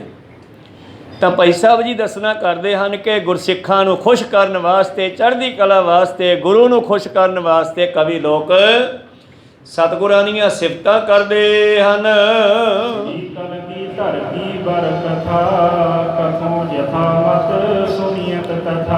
ਧੰਨ ਗੁਰੂ ਗੋਬਿੰਦ ਸਿੰਘ ਜੀ ਦੀ ਪੂਰੀ ਕਥਾ ਤਾਂ ਮੈਂ ਹੀ ਨਹੀਂ ਕਹਿ ਸਕਦਾ। ਸੰਤੋਖ ਸਿੰਘ ਕਵੀ ਕਹਿਣ ਲੱਗੇ, ਕਹਿੰਦੇ ਮੈਂ ਜੇ ਸਾਰੀ ਕਥਾ ਗੁਰੂ ਗੋਬਿੰਦ ਸਿੰਘ ਦੀ ਕਹਿ ਦੇਵਾਂ ਤਾਂ ਬਹੁਤ ਵੱਡੀ ਗੱਲ ਹੈ, ਕਹਿ ਨਹੀਂ ਸਕਦਾ। ਭਾਵੇਂ ਕਿ ਸਰੀਰਕ ਉਮਰ ਉਹਨਾਂ ਨੇ 39 ਸਾਲ ਵਰਤੀ ਆ, ਪਰ 39 ਸਾਲਾਂ ਦੇ ਵਿੱਚ ਉਹਨਾਂ ਨੇ ਕਾਰਜ ਇੰਨੇ ਕਰ ਦਿੱਤੇ, ਜੇ ਜ਼ਿੰਦਗੀ ਭਰ ਵੀ ਲਿਖਦੇ ਰਹੀਏ ਤੇ ਆਪਾਂ ਤੋਂ ਲਿਖੇ ਨਾ ਜਾਣ। ਕਹੋ ਸਤਨਾਮ ਸੀ। ਇਸ ਕਰਕੇ ਆਓ ਮੈਂ ਕਲਗੀਧਰ ਦੀ ਕਥਾ ਤੁਹਾਨੂੰ ਸੁਣਾਉਂਦਾ ਹਾਂ। ਉਹ ਕਵੀਆਂ ਦੇ ਸੰਬੰਧ ਵਾਲੀ ਕਥੋ ਜਥਾ ਮਤ ਸੁਣੀਐ ਕਥਾ, ਜਿਨੀ ਗੁਰੂ ਮਤ ਬਖਸ਼ਦਾ ਹੈ, ਆਪੇ ਆਪਣੀ ਬੁੱਧ ਹੈ ਜੇਤੀ, ਬਨਤ ਭਿੰਨ ਭਿੰਨ ਤੋਹਿ ਤੇਤੀ। ਜਿਨੀ ਗੁਰੂ ਸਮਤ ਬਖਸ਼ਦਾ ਮੈਂ ਸੁਣਾਉਂਦਾ ਹਾਂ। ਹੋ ਭਈ ਪਾਵਨ ਬਾਣੀ। ਧੰਨ ਗੁਰੂ ਗੋਬਿੰਦ ਸਿੰਘ ਜੀ ਦੇ ਕੌਤਕ ਬੜੇ ਅਦਭੁਤ ਹਨ, ਅਨੋਖੇ, ਜਿਨ੍ਹਾਂ ਦੀ ਬਾਣੀ, ਜਿਨ੍ਹਾਂ ਦੀ ਆਵਾਜ਼, ਜਿਨ੍ਹਾਂ ਦੇ ਬਚਨ ਸਾਡੇ ਸਰੀਰਾਂ ਨੂੰ ਸੁੱਖ ਦੇਣ ਵਾਲੇ ਹਨ। ਕੀ ਦਾਤ ਵੀਰਤਾ ਭਾਰੀ ਬੀਜਕ ਵਿਤਨ ਜਥਾ ਉਚਾਰੀ। ਗੁਰੂ ਦੀਆਂ ਦਾਤਾਂ ਦੀ ਆਪਣੀ ਕਵਿਤਾਵਾਂ ਦੇ ਵਿੱਚ ਰਚਨਾ ਕਰਦੇ ਆ ਕਵੀ। ਗੁਰੂ ਦੀ ਵੀਰਤਾ ਭਾਵ ਜੋ ਉਹਨਾਂ ਵਿੱਚ ਜਾਹੋ ਜਲਾਲ ਸੀ, ਜੋ ਉਹਨਾਂ 'ਚ ਜੋਸ਼ ਸੀ, ਜਿਨ੍ਹਾਂ ਨੇ 3 ਛੋਟੀਆਂ ਤੇ 14 ਵੱਡੀਆਂ 17 ਜੰਗਾਂ ਕੀਤੀਆਂ ਤੇ 17 ਦੀਆਂ 17 ਜਿੱਤੀਆਂ। ਉਹ ਜੋ ਸਤਿਗੁਰਾਂ ਦਾ ਕਵੀਆਂ ਨੇ ਆਪਣੀਆਂ ਕਵਿਤਾਵਾਂ ਵਿੱਚ ਦੱਸਣਾ ਕੀਤਾ ਹੈ। ਸੋ ਲਿਖੋ ਕਵੀਨ ਕਹਿ ਜੈਸੀ, ਸੁਨੋ ਖਾਲਸਾ ਉਪਮਾ ਤੈਸੀ। ਆਓ ਖਾਲਸਾ ਜੀ, ਮੈਂ ਤੁਹਾਨੂੰ ਉਹਨਾਂ ਕਵੀਆਂ ਨੇ ਜਿਵੇਂ ਰਚਨਾ ਕੀਤੀ ਹੈ ਸੁਣਾਉਣੀ ਕਰਦਾ ਹਾਂ। ਅਨਾਏ ਕਹਾਂ ਤਿਲਕ ਬਨਾਏ ਕਹਾਂ ਦਵਾਰਕਾ ਛਪਾਈ ਕਹਾਂ ਤਨ ਤਾਈਅਤ ਹੈ। ਹੁਣ ਇੱਕ ਕਵੀ ਆ, ਇਹ ਕਵੀ ਜਿਹੜਾ ਹੈ ਸੰਸਾਰ ਦੇ ਵਿੱਚ ਪਹਿਲਾਂ ਜੋ ਚੱਲ ਰਿਹਾ ਹੈ ਉਹਨਾਂ ਦੇ ਟਾਕਰੇ ਤੇ ਗੁਰੂ ਗੋਬਿੰਦ ਸਿੰਘ ਜੀ ਦੀ ਸਿਫਤ ਰੱਖ ਕੇ ਵਿਖਾਉਂਦਾ ਹੈ। ਕੀ ਕਹਿੰਦਾ ਹੈ? ਅਯੁੱਧਿਆ ਜਾ ਕੇ ਸਰਜੂ ਨਦੀ ਵਿੱਚ ਨਹਾ ਕੇ ਆਪਣੀਆਂ ਪਾਪਾਂ ਦੀ ਮੁਕਤੀ ਕਿੱਥੇ ਹੋਣੀ ਹੈ। ਮੱਥੇ ਤੇ 12 ਥਾਵਾਂ ਤੇ ਤਿਲਕ ਲਾਇਆ ਕੀ ਬਣਨਾ ਹੈ। ਦਵਾਰਕਾ ਦੇ ਵਿੱਚ ਜਾ ਕਰਕੇ ਕਹਿਣ ਲੱਗੇ ਕੋਈ ਕਹੇ ਕਿ ਮੇਰੀ ਉੱਥੇ ਮੁਕਤੀ ਹੋ ਜਾਵੇਗੀ, ਜਾਂ ਧੂਣੀਆਂ ਤਾਪ ਕੇ ਮੇਰੀ ਮੁਕਤੀ ਹੋ ਜਾਵੇਗੀ, ਜਲ ਧਾਰੇ ਕਰਕੇ ਮੁਕਤੀ ਹੋ ਜਾਵੇਗੀ, ਕਹਾਂ ਨਹੀਂ ਹੁੰਦੇ ਜੀ। ਵਿਦ ਕਹਾਈ ਕਹਾਂ ਦੇਵੀ ਕੇ ਮੁਦਾਈ ਕਹਾਂ ਕਾਸ਼ੀ ਕੇ ਵਸਾਈ ਕਹਾਂ ਲਾਹ ਲਖੀਅਤ ਹੈ। ਭਾਈ ਸਾਹਿਬ ਜੀ ਕਹਿੰਦੇ ਕੋਵਿਦ ਕੋਈ ਆਪਣੇ ਆਪ ਨੂੰ ਵੱਡਾ ਬ੍ਰਾਹਮਣ ਕਹਾ ਲਵੇ, ਕੋਈ ਆਪਣੇ ਆਪ ਨੂੰ ਜਾ ਕਰਕੇ ਰਾਜਿਆਂ ਨੂੰ ਖੁਸ਼ ਕਰ ਲਵੇ, ਕਹਿਣ ਲੱਗੇ ਕੋਈ ਕਾਸ਼ੀ ਜਾ ਕੇ ਵਸ ਜਾਵੇ, ਕਹਾਂ ਲਾਹਾ ਲਹੀਅਤ ਹੈ। ਮੈਨੂੰ ਨਹੀਂ ਲੱਗਦਾ ਵੀ ਇੰਨਾ ਲਾਹਾ ਸੰਸਾਰ ਦੇ ਲੋਕਾਂ ਨੂੰ ਇਹਨਾਂ ਥਾਵਾਂ ਤੋਂ ਮਿਲ ਜਾਵੇ ਜੀ। ਮੋਹਨ ਮਨਾਏ ਕਹਾਂ ਭੂਪਤ ਰਜਾਈ ਕਹਾਂ ਹੰਸ ਰਾਮ ਜੋ ਧਰਾ ਮੈਂ ਧਾਈਅਤ ਹੈ। ਤਾਂ ਹੰਸ ਰਾਮ ਕਵੀ ਕੀ ਕਹਿੰਦਾ ਹੈ? ਕਹਿਣ ਲੱਗੇ ਮੋਹਨ ਮਨਾਏ ਕਹਾਂ, ਕਹਿਣ ਲੱਗੇ ਜੇ ਕੋਈ ਮੁਕਤੀ ਦੇ ਲਈ ਪ੍ਰਿਥਵੀ ਦੇ ਉੱਤੇ ਰਟਨ ਕਰਕੇ ਉਸ ਪਰਮੇਸ਼ਰ ਨੂੰ ਮੋਹਨ ਨੂੰ ਮਨਾਉਣ ਦੀ ਕੋਸ਼ਿਸ਼ ਕਰੇ, ਕਿਉਂਕਿ ਮੇਰੇ ਪ੍ਰੀਤਮ ਜੀ ਨੇ ਸਵਈਆਂ ਦੇ ਵਿੱਚ ਲਿਖਿਆ ਹੈ ਕਿ ਕਿਤਨੇ ਲੋਕ ਕਿਸ ਤਰ੍ਹਾਂ ਰੱਬ ਨੂੰ ਪਾਉਣਾ ਚਾਹੁੰਦੇ ਹੈ। ਕਾਹੂ ਲੈ ਪਾਹਨ ਪੂਜ ਧਰਿਓ ਸਿਰ, ਕਾਹੂ ਲੈ ਲਿੰਗ ਗਰੇ ਲਟਕਾਇਓ, ਕਾਹੂ ਲਖਿਓ ਹਰ ਅਵਾਚੀ ਦਿਸ਼ਾ ਮੈਂ, ਕਾਹੂ ਪਛਾ ਕੋ ਸੀਸ ਨਿਵਾਇਓ, ਕੋ ਬਤਾਨ ਕੋ ਪੂਜਿਤ ਹੈ ਪਸ, ਕੋ ਮਿਰਤਾਨ ਕੋ ਪੂਜਨ ਧਾਇਓ, ਕੋਰ ਕਿਰਿਆ ਉਰਜਿਓ ਸਭ ਹੀ ਜਗ, ਸ੍ਰੀ ਭਗਵਾਨ ਕੋ ਭੇਦ ਨਾ ਪਾਇਓ। ਇਹ ਕਵੀ ਵੀ ਕਹਿੰਦਾ ਹੈ ਕਿ ਇਹਨਾਂ ਦੇ ਨਾਲ ਤੁਹਾਨੂੰ ਉਹ ਦਾਤਾਂ ਪ੍ਰਾਪਤ ਨਹੀਂ ਹੋ ਸਕਦੀਆਂ, ਚਾਹੇ ਕੋਈ ਧੂਣੀਆਂ ਤਾਪ ਲਵੇ, ਜਲ ਧਾਰੇ ਕਰ ਲਵੇ, ਸਾਰੀ ਧਰਤੀ ਦਾ ਰਟਨ ਕਰ ਲਵੇ ਰੱਬ ਨੂੰ ਖੁਸ਼ ਕਰਨ ਵਾਸਤੇ। ਚਾਰੋਂ ਵਰਨ ਤਾਕੇ ਹਰਨ ਕਲੇਸ਼ ਗੁਰ ਗੋਬਿੰਦ ਕੇ ਚਰਨ ਮੁਕਤ ਪਾਈਅਤ ਹੈ। ਆਓ ਚਾਰੇ ਵਰਨਾਂ ਦੇ ਲੋਕੋ, ਬ੍ਰਾਹਮਣਾਂ ਨੇ ਤਾਂ ਚਾਰੇ ਵਰਨਾਂ ਨੂੰ ਪਾੜ ਦਿੱਤਾ, ਮਨੁੱਖਾਂ ਨੂੰ ਪਾੜ ਦਿੱਤਾ, ਖੱਤਰੀ ਬ੍ਰਾਹਮਣ ਸ਼ੂਦ ਵੈਸ 4 ਹਿੱਸਿਆਂ ਵਿੱਚ ਦੁਨੀਆ ਵੰਡ ਦਿੱਤੀ ਆਪਣੇ ਸਵਾਰਥ ਨੂੰ ਪੂਰੇ ਕਰਨ ਵਾਸਤੇ। ਇਹ ਬ੍ਰਾਹਮਣ ਲੋਕ, ਆਰੀਅਨ ਲੋਕ ਦੂਜੇ ਦੇਸ਼ਾਂ ਦੇ ਵਿੱਚੋਂ ਆ ਕਰਕੇ ਦੂਜੀਆਂ ਧਰਤੀਆਂ ਤੋਂ ਆ ਕੇ ਭਰਤਖੰਡ ਦੀ ਧਰਤੀ ਵਿੱਚ ਵਸੇ ਤੇ ਇੱਥੇ ਕਬਜ਼ਾ ਕਰਨ ਵਾਸਤੇ ਇੱਥੋਂ ਦੇ ਲੋਕਾਂ ਨੂੰ ਪਾੜ ਦਿੱਤਾ। ਕਿਸੇ ਨੂੰ ਥਾਪੀ ਦੇਤੀ, ਤੂੰ ਤਾਂ ਯੋਧਾ ਯੋਧਾ, ਤੂੰ ਸਾਡੀ ਰਕਸ਼ਾ ਕਰ, ਤੂੰ ਤਾਂ ਛਤਰੀ ਹੈ। ਕਿਸੇ ਨੂੰ ਵੈਸ਼ ਬਣਾਤਾ, ਭਾਵ ਕਿਸੇ ਨੂੰ ਵਪਾਰੀ ਬਣਾਤਾ। ਕੋਈ ਵਿਚਾਰੇ ਭੋਲੇ ਭਾਲੇ ਗਰੀਬੜੇ ਉਹਨਾਂ ਨੂੰ ਸ਼ੂਦਰ ਕਹਿਤਾ, ਬਈ ਤੁਸੀਂ ਸ਼ੂਦਰ ਹੋ, ਤੁਸੀਂ ਨਾ ਮੰਦਰਾਂ ਦੇ ਨੇੜੇ ਜਾ ਸਕਦੇ ਹੋ, ਨਾ ਤੁਸੀਂ ਵੇਦਾਂ ਦੀ ਬਾਣੀ ਸੁਣ ਸਕਦੇ ਹੋ। ਤੇ ਇੰਨਾ ਬੈਣ ਲਾ ਦਿੱਤਾ ਉਸ ਵੇਲੇ ਉਸ ਬ੍ਰਾਹਮਣ ਨੇ, ਕਹਿੰਦਾ ਵੇਦਾਂ ਨੂੰ ਪੜ੍ਹਨਾ ਪੜ੍ਹਾਉਣਾ ਇਹ ਸਾਡੀ ਡਿਊਟੀ ਆ, ਛਤਰੀ ਦੀ ਡਿਊਟੀ ਹੈ ਸਾਡੀ ਰਕਸ਼ਾ ਕਰਨੀ, ਕਿਉਂਕਿ ਅਸੀਂ ਬ੍ਰਾਹਮਣ ਹਾਂ, ਬ੍ਰਹਮਾ ਤੋਂ ਆਏ ਹਾਂ। ਆਏ ਤਾਂ ਆਰੀਅਨ ਦੇਸ਼ਾਂ ਤੋਂ ਸੀਗੇ। ਜਦੋਂ ਇਹਨਾਂ ਦੀ ਰਮਾਇਣ ਚੱਲਦੀ ਆ ਨਾ ਕਿਤੇ ਕਿਤੇ ਬੋਲਣ ਵਾਲਾ ਕਹਿੰਦਾ ਹੇ ਆਰੀਅਨ ਪੁੱਤਰ, ਇਹਦਾ ਮਤਲਬ ਇਹ ਆਰੀਆ ਹਨ। ਕਹੋ ਸਤਨਾਮ ਸੀ, ਇਹ ਆਰੀਆ ਹਨ। ਤਾਂ ਆਏ ਤਾਂ ਇਹ ਆਰੀਅਨ ਦੇਸ਼ਾਂ 'ਚੋਂ ਸੀਗੇ, ਪਰ ਇੱਥੇ ਆ ਕੇ ਬ੍ਰਹਮਾ ਤੋਂ, ਰੱਬ ਤੋਂ ਸਿੱਧੇ ਆਏ, ਕਹਿਣ ਲੱਗੇ ਅਸੀਂ ਬ੍ਰਾਹਮਣ ਹਾਂ, ਤੁਸੀਂ ਸਾਡੀ ਰਕਸ਼ਾ ਕਰਨੀ ਹੈ। ਇਹ ਜਿਹੜਾ ਸ਼ੂਦਰ ਹੈ ਇਹ ਤਾਂ ਮੰਦਰ ਦੇ ਨੇੜੇ ਵੀ ਨਾ ਜਾਵੇ, ਵੇਦਾਂ ਦੀ ਬਾਣੀ ਨਾ ਸੁਣੇ। ਜਿਹੜਾ ਸੁਣਨ ਦੀ ਕੋਸ਼ਿਸ਼ ਕਰੇ ਉਹਦੇ ਕੰਨ ਵਿੱਚ ਢਾਲ ਕੇ ਜਿਹੜਾ ਛਿੱਕਾ ਪਾ ਦਿਓ। ਇੱਕ ਇਹਨਾਂ ਦੀ ਕਹਾਣੀ ਦੇ ਵਿੱਚੋਂ ਮੈਂ ਸੀਨ ਦੇਖਿਆ, ਇੱਕ ਆਦੀਵਾਸੀਆਂ ਦਾ ਛੋਟਾ ਬੱਚਾ ਰਾਮ ਰਾਮ ਜਪਣ ਲੱਗ ਪਿਆ। ਕੋ ਸਤਨਾਮ ਸੀ। ਔਰ ਇਹ ਬ੍ਰਾਹਮਣ ਕਿਤੇ ਉੱਥੋਂ ਲੰਘੇ ਜਾਂਦੇ ਸੀ, ਉਹਨਾਂ ਨੇ ਉਹ ਬੱਚੇ ਨੂੰ ਰਾਮ ਰਾਮ ਜਪਦੇ ਵੇਖਿਆ ਤੇ ਇਹਨਾਂ ਨੇ ਆਪਣੇ ਮੁਖੀ ਨੂੰ ਕਹਿ ਕਰਕੇ ਉਸ ਬੱਚੇ ਦੀ ਜੀਭ ਕਟਵਾ ਦਿੱਤੀ। ਕੋ ਸਤਨਾਮ ਸੀ। ਇਹ ਤਾਂ ਇੱਕੋ ਸੀਨ ਇਹਨਾਂ ਦੇ ਇੱਕ ਕਿਸੇ ਸੀਰੀਅਲ ਦੇ ਵਿੱਚ ਪਾਇਆ ਹੋਇਆ ਦੇਖਿਆ, ਪਰ ਉਸ ਸਮੇਂ ਅਸਲੀਅਤ ਦੇ ਵਿੱਚ ਪਤਾ ਨਹੀਂ ਕਿੰਨੇ ਲੋਕਾਂ ਨੂੰ ਇਹਨਾਂ ਨੇ ਮਾਰਿਆ। ਕੋ ਸਤਨਾਮ ਸੀ। ਭਗਤ ਨਾਮਦੇਵ ਜੀ ਨੂੰ ਰਾਜੇ ਦੇ ਕੋਲ ਬਣਵਾ ਦਿੱਤਾ। ਭਗਤ ਰਵਿਦਾਸ ਜੀ ਦੀ ਰਾਜੇ ਕੋਲ ਸ਼ਿਕਾਇਤ ਕਰਤੀ ਵੀ ਇਹ ਰਾਮ ਰਾਮ ਨਹੀਂ ਜਪ ਸਕਦਾ, ਇਹ ਸ਼ੂਦਰ ਹੈ, ਇਹ ਚਮਿਆਰ ਹੈ।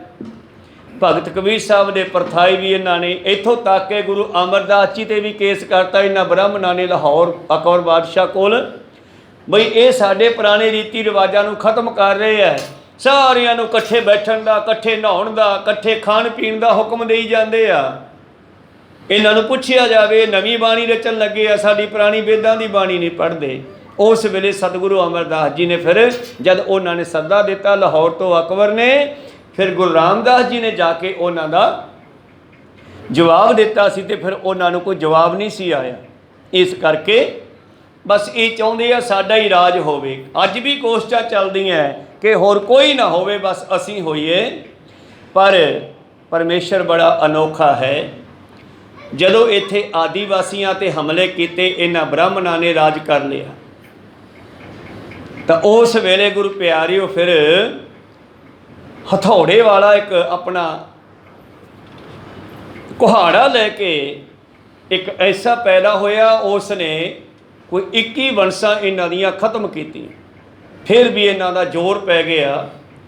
ਉਸ ਤੋਂ ਬਾਅਦ ਫਿਰ ਪਰਮੇਸ਼ਰ ਨੇ ਇਹਨਾਂ ਨੂੰ ਸਬਕ ਸਿਖਾਉਣ ਵਾਸਤੇ ਜਮਕਰ ਮੁਗਲ ਚੜ੍ਹਾਇਆ। ਮਗਰੇ ਮੁਗਲ ਆ ਗਏ, ਫਿਰ ਪਠਾਨ ਆ ਗਏ, ਉਹਨਾਂ ਨੇ ਭਾਰਤ ਉੱਤੇ ਰਾਜ ਕਰਨਾ ਸ਼ੁਰੂ ਕੀਤਾ। ਅਹਿਮਦ ਸ਼ਾਹ ਅਬਦਾਲੀ ਵਰਗਿਆਂ ਨੇ, ਫਿਰ ਉਹਨਾਂ ਮੁਗਲਾਂ ਨੇ ਇਹਨਾਂ ਨੂੰ ਖਤਮ ਕਰਨਾ ਸ਼ੁਰੂ ਕੀਤਾ। ਤੇ ਜਿਸ ਵੇਲੇ ਮੁਗਲਾਂ ਨੇ ਇੱਥੇ ਜ਼ੁਲਮ ਵਧਾ ਦਿੱਤਾ, ਫਿਰ ਉਹਨਾਂ ਨੇ ਗੁਰੂ ਗੋਬਿੰਦ ਸਿੰਘ ਜੀ ਨੂੰ ਭੇਜਤਾ, ਕਹਿੰਦੇ ਹੁਣ ਤੂੰ ਇਹਨਾਂ ਨੂੰ ਖਤਮ ਕਰ। ਕੋ ਸਤਨਾਮ। ਕਿਉਂਕਿ ਅੱਤ ਦਾ ਤੇ ਜ਼ੁਲਮ ਦਾ ਵੈਰ ਹੈ। ਪਰਮੇਸ਼ਰ ਦੇ ਘਰ ਵਿੱਚ ਅੱਤ ਅਤੇ ਜ਼ੁਲਮ ਇਹ ਦੋਨੇ ਨਹੀਂ ਚੱਲਦੇ। ਜਦੋਂ ਇਹ ਕੋਈ ਅੱਤ ਕਰਦਾ ਜ਼ੁਲਮ ਦੀ, ਤਾਂ ਫਿਰ ਪਰਮੇਸ਼ਰ ਉਹਨੂੰ ਸਮਝਾਉਣ ਵਾਸਤੇ, ਸੋਧਾ ਲਾਉਣ ਵਾਸਤੇ ਕਿਸੇ ਹੋਰ ਨੂੰ ਭੇਜ ਦਿੰਦਾ। ਕੋ ਸਤਨਾਮ ਸੀ। ਇਸ ਕਰਕੇ ਗੁਰੂ ਪਿਆਰਿਓ ਫਿਰ ਉਸ ਵੇਲੇ ਇਹਨਾਂ ਬ੍ਰਾਹਮਣਾਂ ਨੇ ਆ ਕੇ ਗੁਰੂ ਤੇਗ ਬਹਾਦਰ ਜੀ ਦੀ ਸ਼ਰਨ ਲਈ ਔਰ ਆਪਣੇ ਨੂੰ ਬਚਾਉਣ ਦੀ ਗੱਲ ਕੀਤੀ। ਉਦੋਂ ਗੁਰੂ ਘਰ ਨੇ ਇਹਨਾਂ ਨੂੰ ਬਚਾਇਆ, ਔਰੰਗਜ਼ੇਬ ਨੂੰ ਜਾ ਕੇ ਰੋਕਿਆ।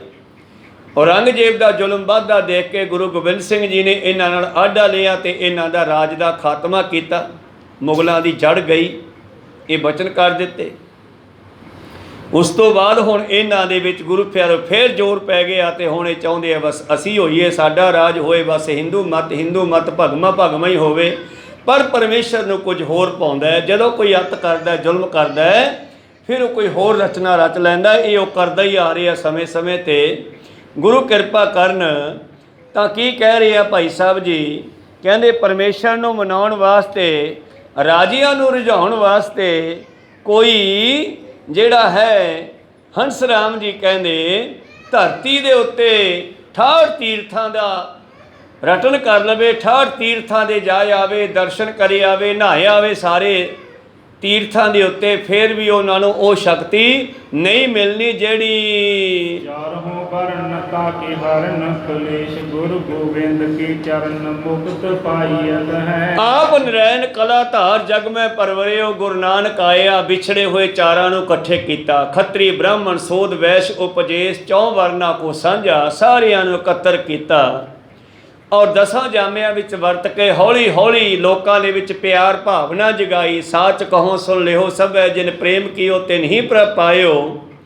ਹੰਸ ਰਾਮ ਕਵੀ ਕਹਿ ਰਿਹਾ ਹੈ कि इस तरह चारों वर्णों को इकट्ठे करके गुरु गोबिंद सिंह महाराज जी ने अपने चरनी ला के मुक्ति बख्शी है। दिन कर को प्रताप दिन मान नाही, जहां नंद देश को प्रताप शाहीयत है। दुनिया दे विच अलग-अलग राजियां दा वड्डे लोकां दा प्रताप हुंदा है।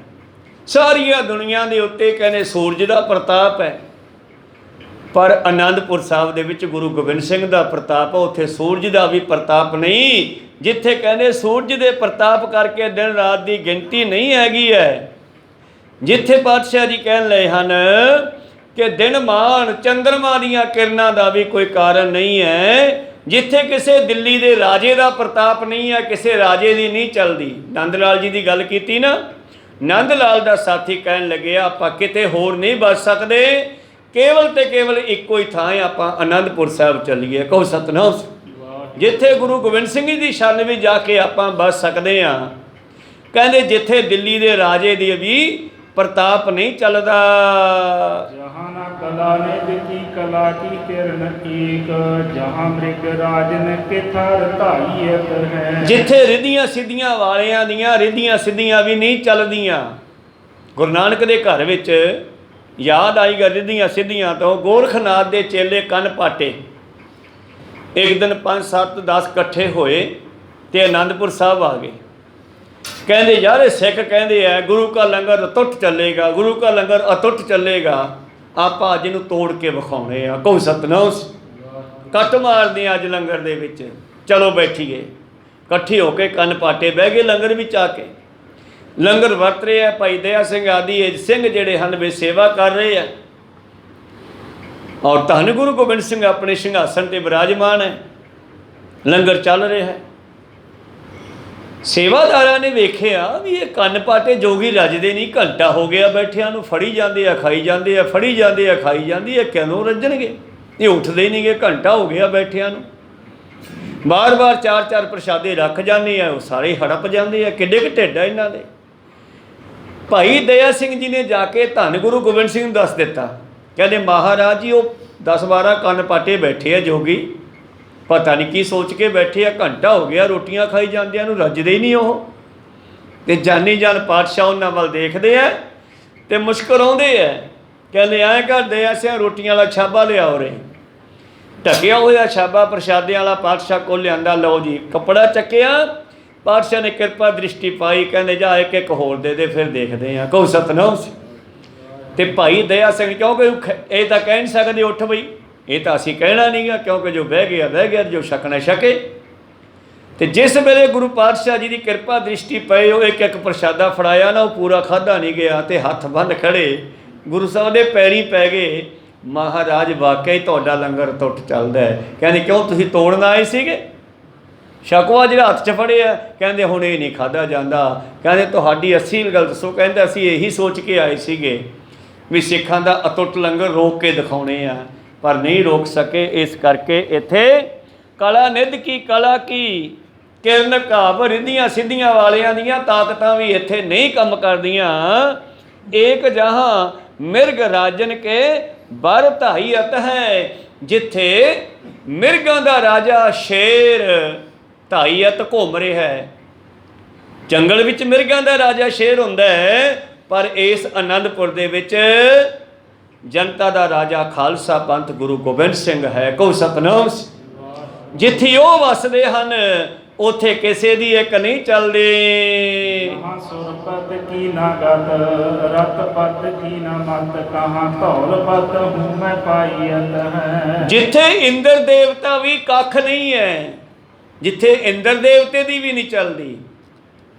इंद्र देवता अपने आप को बड़ा वड्डा समझदा है, बाकी देवतियां दा मुखी बनया फिरदा है, पर इत्थे आके इंद्र देवता भी डिग पैंदा चरणां विच। कहंदे नहीं, सब ते वड्डा सतगुर नानक जिन कल राखी मेरी। कहंदे ओ स्थान है जिथे देवतियां दे राजे इंद्र दी एक नहीं चलदी, जिथे रत पत की ना मत। कहंदे जिथे कामदेव दी एक नहीं चलदी, जिथे धौल पत हूँ मैं पाईयत है। कह लगे जो धौल पत, धौल कहते हैं बलद नूं, ते बलद का पति कौन है भला? शिव जी। वो बलद की सवारी करता। कोई सतनाम। ਜਿੱਥੇ ਸ਼ਿਵ ਜੀ ਵੀ ਆ ਕੇ ਝੁਕਦਾ ਹੈ, ਇਹ ਸਾਰੇ ਇਸ ਦਰ ਦੇ ਮੰਗਤੇ ਹਨ। ਕਹੋ ਸਤਨਾਮ ਸੀ। ਤੇ ਇਹ ਜਿਹੜਾ ਗੁਰੂ ਨਾਨਕ ਦਾ ਘਰ ਹੈ, ਇਹ ਤਾਂ ਸਾਨੂੰ ਸਹਿਜੇ ਹੀ ਮਨੁੱਖਾਂ ਤੋਂ ਦੇਵਤੇ ਤੇ ਦੇਵਤਿਆਂ ਤੋਂ ਪਰਮੇਸ਼ਰ ਵਿੱਚ ਮਿਲਾ ਦਿੰਦਾ। ਬਲਿਹਾਰੀ ਗੁਰ ਆਪਣੇ ਦਿਓ ਹਾੜੀ ਸਰਵਾਰ, ਜਿਨ ਮਾਨਸ ਤੇ ਦੇਵਤੇ ਕੀਏ। ਕਿੰਨੇ ਟਾਈਮ 'ਚ ਕਰਤ ਨਾ ਲਾਗੀ ਵਾਰ, ਚੁਟਕੀ ਵਜਾਉਣ ਜਿੰਨੇ ਸਮੇਂ 'ਚ ਕੁਛ ਦਾ ਕੁਛ ਕਰ ਦੇਵੇ। ਕੀੜਾ ਥਾਪਦੇ ਪਾਤਸ਼ਾਹੀ, ਲਸ਼ਕਰ ਕਰੇ ਸਵਾਰ। ਜਹਾਂ ਸ੍ਰੋਤ ਸਿਮਰਤ ਸੁਣੀ ਨਾ ਸੁਦਾਨ, ਸੁਪਨੇ ਹੂੰ ਤਹਾਂ ਗੁਰੂ ਗੋਬਿੰਦ ਕੋ ਜਸ ਗਾਈਅਤ ਹੈ। ਉੱਥੇ ਕਿਸੇ ਹੋਰ ਦੀਆਂ ਸਿਫਤਾਂ ਨਹੀਂ ਕੀਤੀਆਂ ਜਾਂਦੀਆਂ, ਉੱਥੇ ਸ਼ਰੂਤੀਆਂ ਸਿਮਰਤੀਆਂ ਕੋਈ ਹੋਰ ਗ੍ਰੰਥ ਕਦੇ ਮੈਂ ਸੁਣੇ ਨਹੀਂ। ਬਸ ਇੱਕੋ ਹੀ ਧੰਨ ਗੁਰੂ ਗੋਬਿੰਦ ਸਿੰਘ ਜੀ ਦੀਆਂ ਸਿਫਤਾਂ ਜਿੱਥੇ ਹੁੰਦੀਆਂ ਹਨ। ਕੌਣ ਬਨਾਰਸੀ ਬਾਸ ਕਰੈ, ਜਹ ਬਾਸ਼ਕ ਨਾਗ ਹੀਏ ਮੈਂ ਲਸੈ। ਕਹਿਣ ਲੱਗੇ, ਹੁਣ ਬ੍ਰਾਹਮਣਾਂ ਨੇ ਇੱਕ ਰੂਲ ਬਣਾਇਆ ਸੀਗਾ, ਇੱਕ ਪ੍ਰਚਾਰ ਕੀਤਾ ਸੀਗਾ ਬਈ ਜਿਹਨੇ ਮੁਕਤੀ ਲੈਣੀ ਹੈ ਉਹ ਕਾਸ਼ੀ ਵਿੱਚ ਆ ਕੇ ਵਸੇ। ਤੇ ਜਿਹੜਾ ਕਾਸ਼ੀ ਤੋਂ ਥੋੜੀ ਜੀ ਦੂਰੀ ਤੇ ਇੱਕ ਧਰਤੀ ਹੈ ਹੜੰਬਾ, ਜਿਹੜਾ ਹੜੰਬੇ ਦੀ ਧਰਤੀ ਤੇ ਜਾ ਕੇ ਵਸੇਗਾ ਉਹ ਮਰ ਕੇ ਗਧੇ ਦੀ ਜੂਨ ਵਿੱਚ ਜਾਵੇਗਾ। ਕੋਈ ਸਤਨਾਮ ਸ੍ਰੀ। ਮਕਸਦ ਸੀ ਉਹਨਾਂ ਦਾ ਕਿ ਸਾਡੇ ਹਰਿਦੁਆਰ ਦੇ ਵਿੱਚ ਬਹੁਤ ਸਾਰੀ ਵਸੋਂ ਹੋ ਜੇ ਤੇ ਦੁਨੀਆ ਇੱਥੇ ਆ ਕੇ ਵਸੇ, ਤਾਂ ਤੇ ਸਾਡਾ ਜਿਹੜਾ ਰੋਟੀ ਪਾਣੀ ਉਹ ਵਧੀਆ ਚੱਲਦਾ ਰਹੇ। ਕੋਈ ਸਤਨਾਮ। ਮਕਸਦ ਤਾਂ ਉਹਨਾਂ ਦਾ ਇੰਨਾ ਹੀ ਸੀਗਾ, ਪਰ ਉਹਨਾਂ ਨੇ ਦੁਨੀਆ ਵਿੱਚ ਇਹ ਭਰਮ ਪਾ ਦਿੱਤਾ ਤੇ ਉਸ ਹੜੰਬੇ ਦੀ ਧਰਤੀ ਤੇ ਕੋਈ ਜਾ ਕੇ ਵਸਣ ਨੂੰ ਤਿਆਰ ਨਹੀਂ ਸੀਗਾ, ਕਿਉਂਕਿ ਇਹਨਾਂ ਦੇ ਪਾਏ ਹੋਏ ਵਹਿਮ ਸਾਡੇ ਦਿਮਾਗਾਂ 'ਚੋਂ ਹਜੇ ਤੱਕ ਨਹੀਂ ਨਿਕਲਦੇ। ਮਾੜੀ ਜੀ ਘਰ ਦੇ ਵਿੱਚ ਕੋਈ ਘਟਨਾ ਘਟ ਜਾਵੇ ਤੇ ਤੁਰੰਤ ਛੱਡਿਆ ਹੋਇਆ ਕਰਮਕਾਂਡ ਬ੍ਰਾਹਮਣਾਂ ਦਾ ਫਟ ਉੱਥੇ ਧਿਆਨ ਜਾਂਦਾ ਹੈ, ਆਪਾਂ ਲੱਸੀ ਨਹੀਂ ਪਾਈ ਐਤਕੀ ਸ਼ਾਇਦ ਤਾਈਏ ਹੋ ਗਿਆ। ਕੋਈ ਚੱਲ ਮੁੰਡਿਆ ਜਾਂ ਤੜਕੇ ਲੱਸੀ ਪਾ ਕੇ ਆ। ਉੱਥੇ ਬਾਬਿਆਂ ਦੇ ਮੁੰਡਾ ਲੱਸੀ ਪਾ ਕੇ ਮੁੜਦਾ ਹੀ, ਉਦੋਂ ਪਹਿਲਾਂ ਕੁੱਤਾ ਪੀ ਜਾਂਦਾ, ਨਾਲੇ ਸਫਾਈ ਕਰ ਜਾਂਦਾ। ਕੋਈ ਸਤਨਾਮ ਸੀ। ਤੂੰ ਇਸ ਕਰਕੇ ਗੁਰੂ ਪਿਆਰੇ ਹੋਏ, ਕਰਮਕਾਂਡ ਸਾਡੇ ਦੇ ਦਿਮਾਗਾਂ ਵਿੱਚ ਉਹਨਾਂ ਬ੍ਰਾਹਮਣਾਂ ਨੇ ਕਰਮਕਾਂਡ ਠੋਕ ਠੋਕ ਕੇ ਭਰੇ ਹੋਏ ਆ ਨਾ, ਜ਼ਿਆਦਾਤਰ ਉਹਨਾਂ ਇਸਤਰੀਆਂ ਦੇ ਦਿਮਾਗਾਂ ਵਿੱਚ ਭਰੇ ਹੋਏ ਨੇ। ਤੇ ਇਸਤਰੀਆਂ ਦੀ ਗੱਲ ਫਿਰ ਹਰੇਕ ਨੂੰ ਘਰ 'ਚ ਮੰਨਣੀ ਪੈਂਦੀ ਆ। ਕੋਈ ਸਤਨਾਮ ਸੀ। ਉਹਨਾਂ ਨੇ ਵੀ ਬੜੀ ਵਿਉਂਤਬੰਦੀ ਕੀਤੀ ਹੋਈ ਹੈ। ਇਸਤਰੀ ਨੂੰ ਜਿੱਥੇ ਉਹਨਾਂ ਨੇ ਪੈਰ ਦੀ ਜੁੱਤੀ ਨਿਮਾਣੀ ਕਿਹਾ ਸੀ, ਨਤਾਣੀ ਕਿਹਾ ਸੀ, ਘਰ ਵਿੱਚ ਰਹਿਣ ਵਾਲੀ ਇਹ ਕਿਹਾ ਸੀਗਾ, ਗੁਰੂ ਪਿਆਰੇ ਉੱਥੇ ਧੰਨ ਗੁਰੂ ਨਾਨਕ ਗੁਰੂ ਗੋਬਿੰਦ ਸਿੰਘ ਨੇ ਇਸ ਇਸਤਰੀ ਨੂੰ ਫਿਰ ਪਦਵੀ ਦਿੱਤੀ ਆ, ਭੰਡ ਜੰਮੀ ਹੈ ਭੰਡ ਨਿਮੀ ਹੈ ਭੰਡ ਮੰਗਣ ਵੀ ਆਹੋ।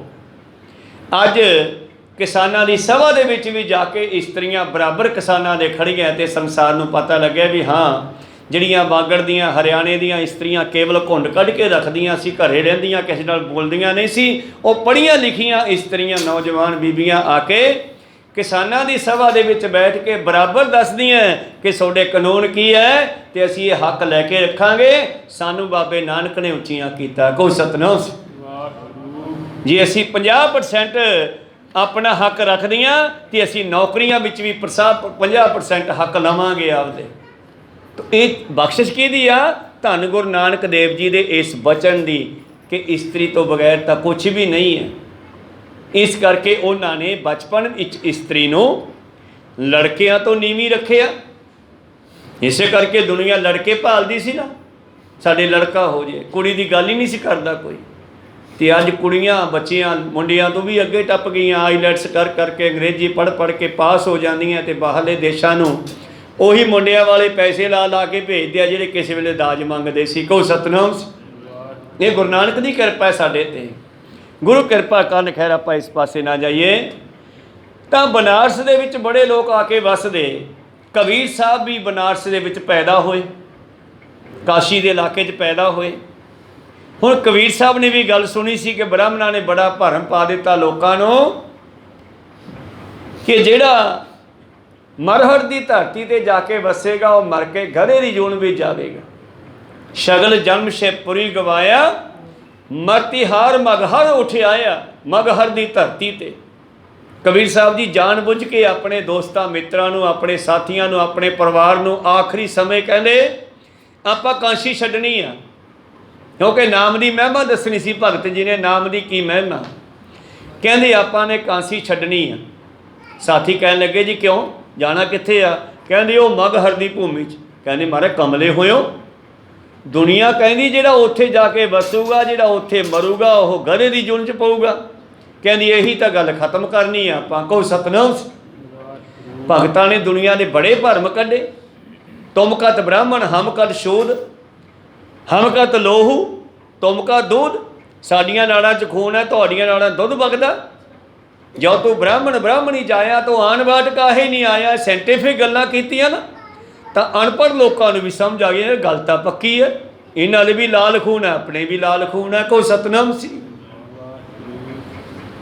ਤਾਂ ਉਹਨਾਂ ਦੀਆਂ ਜਿਹੜੇ ਪਾਏ ਹੋਏ ਗਲਤ ਲੋਕਾਂ ਦੇ ਵਿੱਚ ਰੁਝੇਵੇਂ ਸੀ, ਗਲਤ ਭਰਮ ਪਾਏ ਹੋਏ ਸੀ, ਉਹਨਾਂ ਨੂੰ ਕੱਢੇ। ਤੇ ਜਾਂਦੇ ਜਾਂਦੇ ਉਹਨਾਂ ਨੇ ਇਹ ਭਰਮ ਵੀ ਕੱਢਤਾ ਕਿ ਕੋਈ ਧਰਤੀ ਮਾੜੀ ਨਹੀਂ, ਜਿੱਥੇ ਜਾਏ ਵਾਹੇ ਮੇਰਾ ਸਤਿਗੁਰੂ ਸੋ ਥਾਨ ਸੁਹਾਵਾ ਰਾਮ ਰਾਜੇ। ਬਲਕਿ ਜਿਨ੍ਹਾਂ ਧਰਤੀਆਂ ਨਿੰਦਿਆ ਗਿਆ ਉਹ ਧਰਤੀਆਂ ਵੀ ਨਾਮ ਜਪਣ ਵਾਲਿਆਂ ਕਰਕੇ ਚੜ੍ਹਦੀ ਕਲਾ 'ਚ ਹੋ ਗਈਆਂ। ਕੋਈ ਸਤਨਾਮ। ਧਰਤੀ ਮਾੜੀ ਨਹੀਂ ਸੀ। ਸਗਲੀ ਧਰਤੀ ਸਾਧ ਕੀ ਤਸਕਰ ਵੈਸੇ ਆਹੇ। ਇਹ ਧਰਤੀ ਧਰਮਸ਼ਾਲਾ ਬਣਾਈ ਸੀ ਨਾਮ ਜਪਣ ਵਾਲਿਆਂ ਵਾਸਤੇ। ਪਰ ਜਦੋਂ ਇਸ 'ਤੇ ਚੋਰ ਠੱਗ ਡਾਕੂ ਲੁਟੇਰੇ ਪੈਦਾ ਹੋ ਗਏ ਤਾਂ ਫਿਰ ਇਹ ਧਰਤੀ ਵੀ ਮਾੜੀ ਹੋ ਗਈ। ਤੇ ਇਸ ਕਰਕੇ ਤੀਰਥ ਕਾਹਦੇ ਕਰਕੇ ਤੀਰਥ ਬਣੇ ਕਿ ਉਹਨਾਂ ਦੇ ਕਿਨਾਰੇ ਜਾ ਕੇ ਰੱਬ ਦੇ ਪਿਆਰੇ ਬੈਠੇ, ਨਦੀਆਂ ਦੇ ਕਿਨਾਰੇ ਬੈਠੇ ਰੱਬ ਦੇ ਪਿਆਰੇ, ਉੱਥੇ ਭਗਤੀ ਹੋਈ। ਉਹ ਨਦੀਆਂ ਵੀ ਤੀਰਥ ਬਣ ਗਈਆਂ। ਜਿਤਨੇ ਤੀਰਥ ਦੇਵੀ ਥਾਪੇ ਤਿਤਨੇ ਲੋਚੈ ਧੂੜ ਸਾਧੂ ਕੀ ਤਾਈ। ਮੈਲ ਭਰੇ ਪਰੇ ਹਮਰੇ ਵਿੱਚ ਹਮਰੀ ਮੈਲ ਸਾਧੂ ਕੀ ਧੂੜ ਗਵਾਈ। ਤਾਂ ਕਬੀਰ ਸਾਹਿਬ ਜੀ ਜਾਣ ਬੁੱਝ ਕੇ ਉਸ ਮਗਹਰ ਦੀ ਭੂਮੀ ਵਿੱਚ ਜਾ ਕੇ ਵਸ ਗਏ, ਜਿੱਥੇ ਕਿ ਬ੍ਰਾਹਮਣਾਂ ਨੇ ਭਰਮ ਪਾਇਆ ਸੀਗਾ ਕਿ ਮਰ ਕੇ ਬੰਦਾ ਗਧਾ ਬਣੂਗਾ। ਕਹਿੰਦੇ ਫਿਰ ਨਾਮ ਦਾ ਕੀ ਫਾਇਦਾ, ਫਿਰ ਨਾਮ ਦੀ ਕੀ ਮਹਿਮਾ ਜੇ ਉੱਥੇ ਰਹਿਣ ਵਾਲਾ ਨਾਮ ਜਪਣ ਵਾਲਾ ਮਰ ਕੇ ਗਧਾ ਬਣੇ। ਬਿਲਕੁਲ ਨਹੀਂ, ਆਪਾਂ ਉੱਥੇ ਹੀ ਚੱਲਾਂਗੇ। ਕੌਣ ਬਨਾਰਸੀ ਬਾਸ ਕਰੇ, ਕੀ ਲੋੜ ਹੈ ਇਸੇ ਬਨਾਰਸ ਕਾਂਸੀ ਵਿੱਚ ਵਸਣ ਦੀ, ਜਿੱਥੇ ਬਾਸ਼ਕ ਨਾਗ ਨੂੰ ਗਲ ਵਿੱਚ ਪਾ ਕੇ ਸ਼ਿਵ ਜੀ ਬੈਠਾ ਹੈ। ਨਾਥ ਪਇਓ ਰਘੁਨਾਥ ਕਿਰਪਾਈ ਨ ਪਾਪ ਨਸੈ। ਅਯੁੱਧਿਆ ਦਾ ਭਾਵੇਂ ਕਿ ਨਾਥ ਰਾਮਚੰਦਰ ਹੋਇਆ ਹੈ, ਰਘੁਨਾਥ ਭਾਵ ਰਾਮਚੰਦਰ ਹੋਇਆ, ਰਘੂ ਕੁਲ ਦਾ ਮਨਾਥ। ਰਘੂ ਇੱਕ ਕੁਲ ਹੈ, ਜਿਵੇਂ ਆਪਣੇ ਗੋਤ ਹੈ ਕੁੱਲਾਂ ਹਨ, ਇਸੇ ਤਰ੍ਹਾਂ ਰਘੂ ਇੱਕ ਰਾਜਿਆਂ ਦੀ ਕੁਲ ਹੈ। ਇਹ ਰਾਮਚੰਦਰ ਦਾ ਵੱਡਾ ਕੋਈ ਦਾਦਾ ਪੜਦਾਦਾ ਉਹਦਾ ਨਾਮ ਰਘੂ ਰਾਜ ਸੀਗਾ, ਉੱਥੋਂ ਉਹਨਾਂ ਦੀ ਕੁਲ ਦਾ ਨਾਮ ਪੈ ਗਿਆ। ਕੋਈ ਸਤਨਾਮ ਸੀ। ਇਹ ਰਘੂਨਾਥ ਹੈ, ਇਹ ਰਘੂ ਕੁਲ ਦਾ ਇੱਕ ਬੱਚਾ ਹੈ। ਰਾਮਚੰਦਰ ਮਸ਼ਹੂਰ ਹੋ ਗਏ ਤੇ ਇਸ ਕਰਕੇ ਉਹ ਮਾਲਕ ਬਣ ਗਏ ਰਘੂ ਕੁਲ ਦੇ। ਇਸ ਕਰਕੇ ਕਹਿੰਦੇ ਜੇ ਕੋਈ ਕਹੇ ਕਿ ਮੈਂ ਅਯੁੱਧਿਆ ਜਾ ਕੇ ਸਰਜੂ ਨਦੀ ਵਿੱਚ ਇਸ਼ਨਾਨ ਕਰ ਲਵਾਂਗਾ ਮੇਰੇ ਪਾਪ ਖਤਮ ਹੋ ਜਾਣਗੇ, ਬਿਲਕੁਲ ਨਹੀਂ ਹੋਣੇ। ਮੇਰੇ ਪ੍ਰੀਤਮ ਜੀ ਇਹ ਗੱਲ ਬਾਣੀ ਵਿੱਚ ਵੀ ਕਹਿੰਦੇ ਆ, ਜਿਹੜਾ ਕੋਈ ਆਪਣੀ ਮਨਮਤ ਕਰਦਾ, ਮਨ ਮਰਜ਼ੀ ਕਰਦਾ, ਉਹਦਾ ਕਦੇ ਮੁਕਤੀ ਨਹੀਂ ਹੋ ਸਕਦੀ, ਉਧਾਰ ਨਹੀਂ ਹੋ ਸਕਦਾ। ਜਿਹੜਾ ਗੁਰਮਤ ਅਨੁਸਾਰ ਗੁਰੂ ਦੀ ਮੱਤ ਅਨੁਸਾਰ ਨਹੀਂ ਚੱਲਦਾ। ਇਸ ਕਰਕੇ ਸਾਡਾ ਜੀਵਨ ਵਧੀਆ ਹੋਣਾ ਚਾਹੀਦਾ ਹੈ, ਤਾਂ ਜਾ ਕੇ ਸਾਡੇ ਮਾੜੇ ਕਰਮ ਹਟ ਸਕਦੇ ਆ। ਜਿਵੇਂ ਸੱਜਣ ਠੱਗ, ਜਿੰਨਾ ਚਿਰ ਉਹ ਠੱਗ ਸੀ ਉਹ ਠੱਗ ਵੱਜਿਆ, ਪਰ ਜਿੱਦਣ ਬਾਬੇ ਨਾਨਕ ਦੀ ਕਿਰਪਾ ਦ੍ਰਿਸ਼ਟੀ ਪੈ ਗਈ, ਉਹਨੂੰ ਸਮਝ ਆਈ ਤੇ ਉਸ ਦਿਨ ਤੋਂ ਸੱਜਣ ਵੀ ਬਣ ਗਿਆ। ਪਿਛਲੇ ਦਿਨਾਂ ਦੇ ਕੀਤੇ ਹੋਏ ਮਾੜੇ ਕਰਮ ਛੱਡ ਕੇ ਅਗਾਹਾਂ ਤੋਂ ਚੰਗੇ ਕਰਨ ਲੱਗੇ ਆ। ਇਸ ਕਰਕੇ ਪਾਪ ਖਤਮ ਹੋਣਗੇ, ਦਿਮਾਗ ਬਦਲ ਕੇ, ਬੁੱਧੀ ਬਦਲ ਕੇ, ਮਨਮਤ ਛੱਡ ਕੇ, ਗੁਰਮਤ ਲੈ ਕੇ, ਨਾ ਕਿ ਕਿਸੇ ਨਦੀ ਦੇ ਵਿੱਚ ਇਸ਼ਨਾਨ ਕਰਕੇ ਹੋਣਗੇ। ਤੇ ਗੁਰੂ ਗੋਬਿੰਦ ਸਿੰਘ ਸਮੱਤ ਬਖਸ਼ਦੇ ਆ। ਗੁਰੂ ਗੋਬਿੰਦ ਸਿੰਘ ਗੁਰੂ ਨਾਨਕ ਦਾ ਘਰ ਸਾਨੂੰ ਗਿਆਨ ਬਖਸ਼ਦਾ ਹੈ।